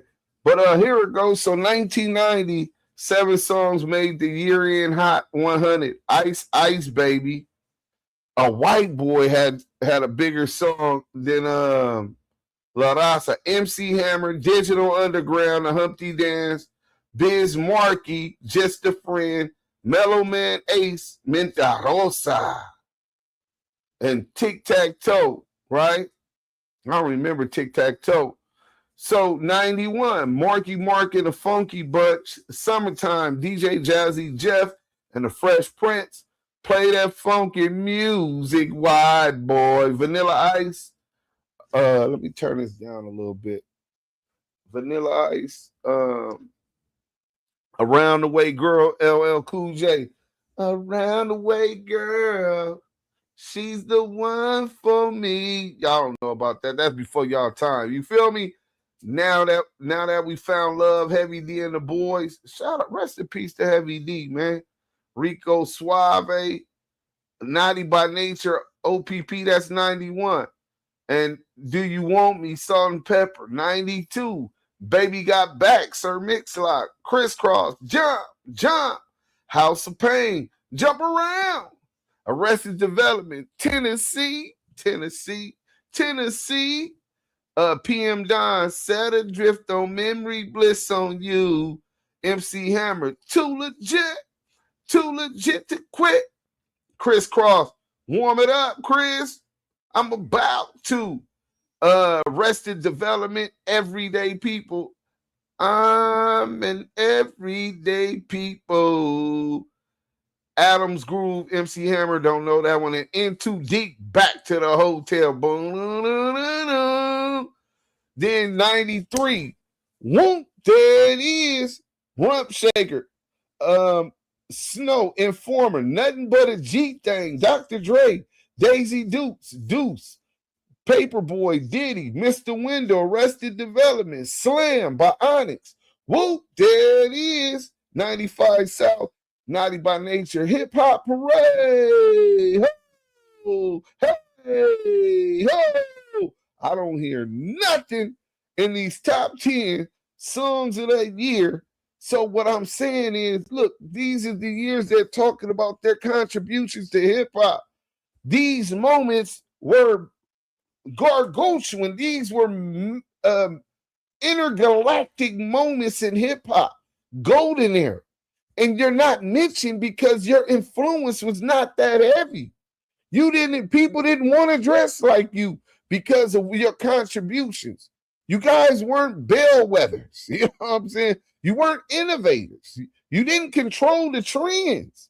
You guys participated at this point, but you guys weren't leading and didn't start hip hop.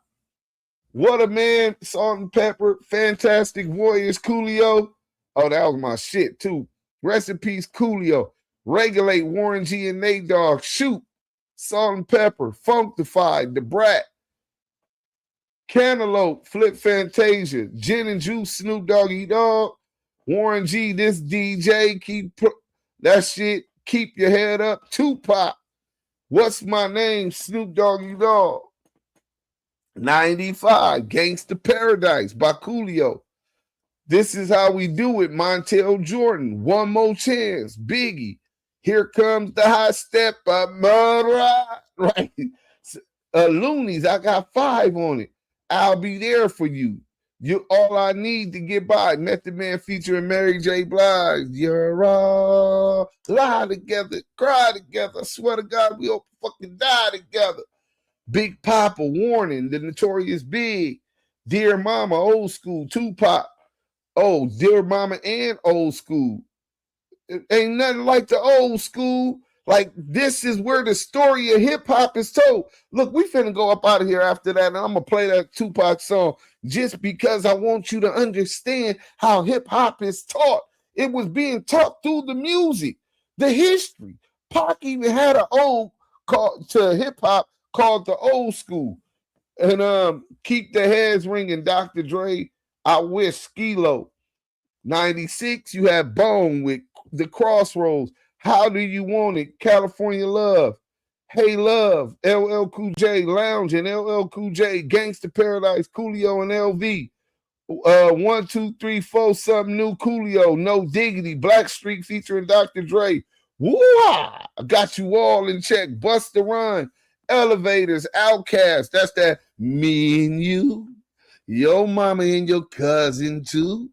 Rolling down the strip on Vogues, jumping up, slamming Cadillac. Though this one I knew that nigga Andre 3000 was something different. That nigga said, I went to the mall the other day, seen this broad from around the way. Said, you remember me from school? No, not really, but he kept staring at me funny, facial expression looking silly. He kept asking me, what kind of car you drive? I know y'all paid. I know y'all got bukus of dough from all them songs that y'all done made. And I replied, been going through the same thing that you have. True, I got more fans than the average man, but not enough loot to last me to the end of the week. I live by the beat like you live check to check. You don't move your feet, then I don't eat, so we like neck and neck. See, I done came a long way like them long-ass cigarettes from Virginia. This ain't gonna stop, so we just gonna continue, me and you, doing it. Wow. LL Cool J, I'll Be Missing You, 97, Puffy and Faith.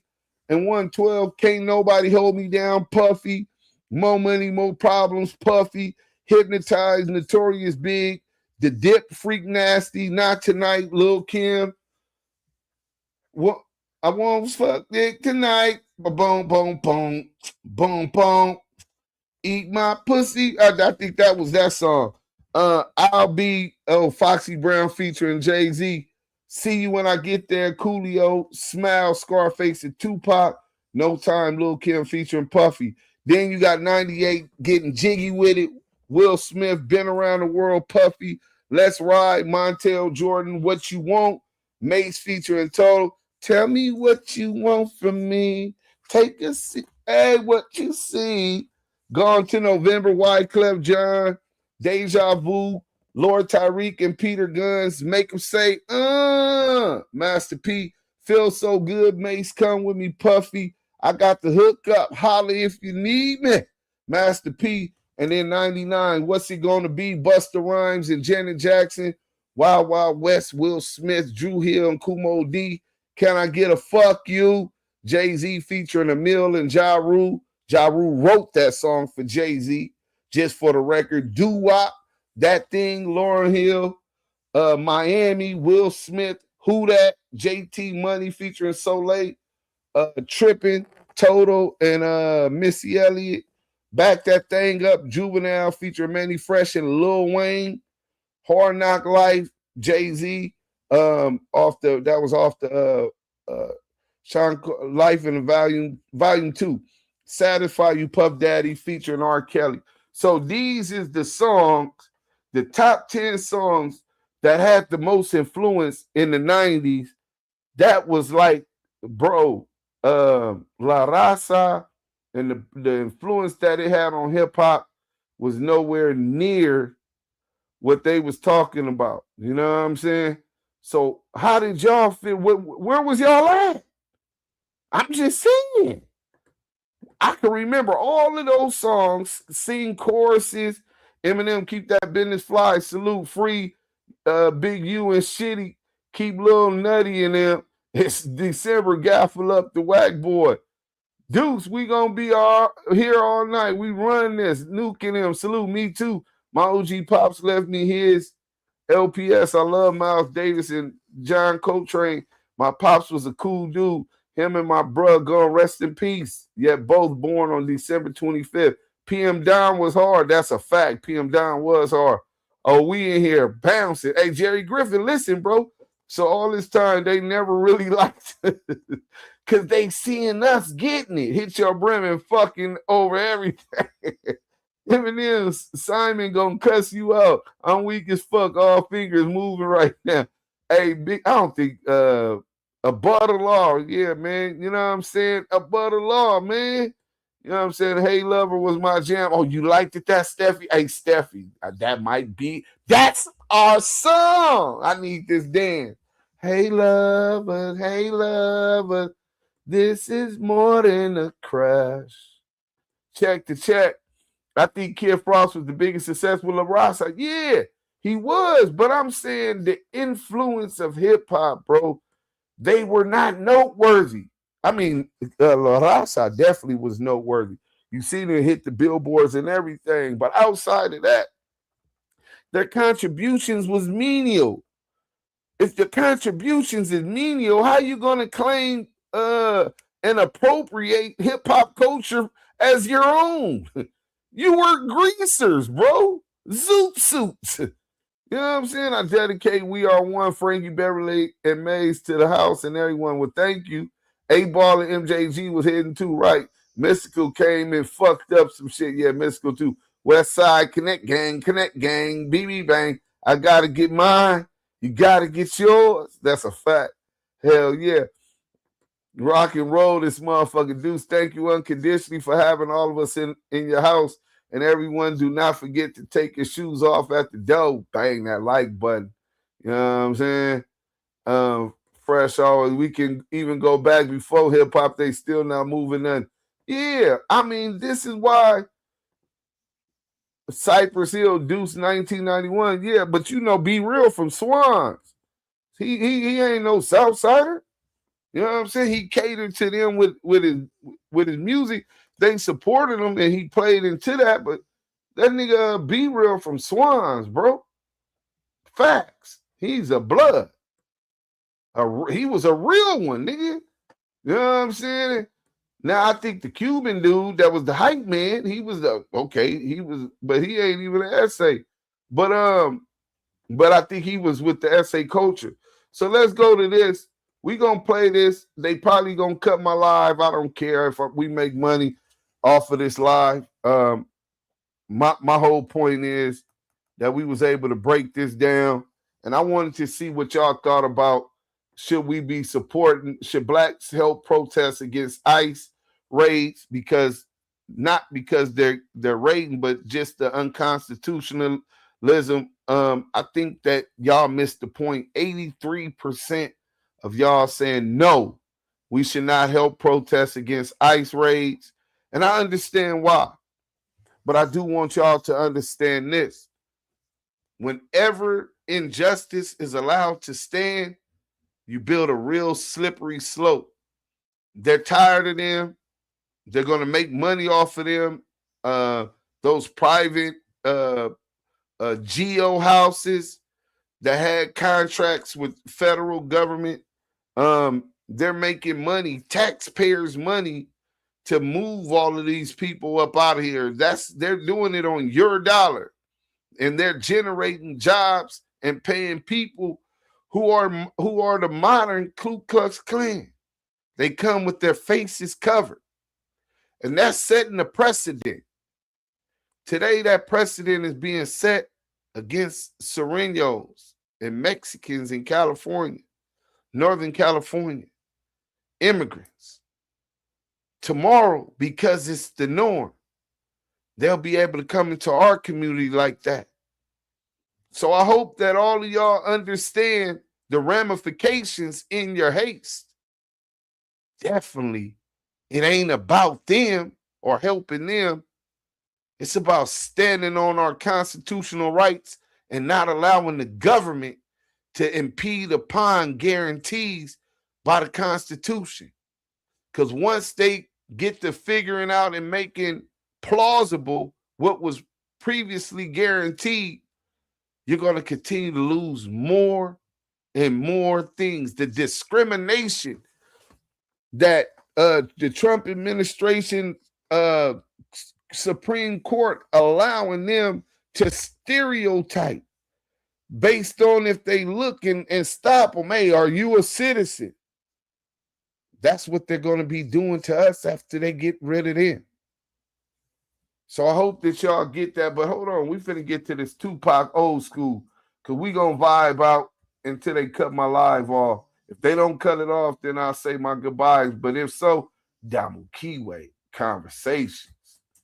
Old school. We going to go ahead and go to that. The GOAT, Tupac Shakur. How they going to shine? How they going to shine when we the sons of the Son of Man? You understand what I'm saying? And hey, man, one thing I worked out, salute. One thing I learned about he takes new backup. Nigga, you trying to appropriate hip-hop culture and black culture, but you hate us. Don't you understand what hip-hop is about? The GOAT, nigga, Tupac. What more can I say? I wouldn't be here today if the old school didn't pave the way. Y'all wasn't in the old school. Give props to the beginning of hip-hop. Let's go. Shell toes and BBDs. Hey, essays. Hey, Marvelous. What y'all know about the shell toes Adidas? When was the essays rocking them though? Not one Mexican rapper was mentioned in the foundation of hip-hop by the great Tupac. But here today, they try to appropriate our culture. Hey, listen, bro. I don't know if y'all know, but we got to understand our power. We got to understand the threat that we pose to the insecure. These Neanderthals are insecure by our presence. They understand they in the presence of God's favorite, his children. You know what I'm saying? We gonna play some pop until they shut me down. We gonna play some pop. I got a pop song I want out of here, and I hope y'all feel it, man. Y'all still with me? Another fun fact: Johnny J, a Mexican, produced a couple hits for Pac, though. A couple hits. Johnny J was his #1 producer. He was a drug addict, so as good as he was, Johnny J was Daz didn't do more than Johnny J. Daz only did 5 songs on All Eyes on Me for Pop. But Johnny J worked on All Eyes on Me as well as Me Against the World. And I think he had 4 on Me Against the World. Temptations, Shed So Many Tears. He had a gang of them, bro. Calling me nigga. And if you love me, mama, why they keep on calling me nigga? Nigga, this ain't nothing new. Let's go, man. Matula Shakur. We must fight for brother Geronimo Pratt. Understand where we come from. We come from the resistance. That's what separates us from them.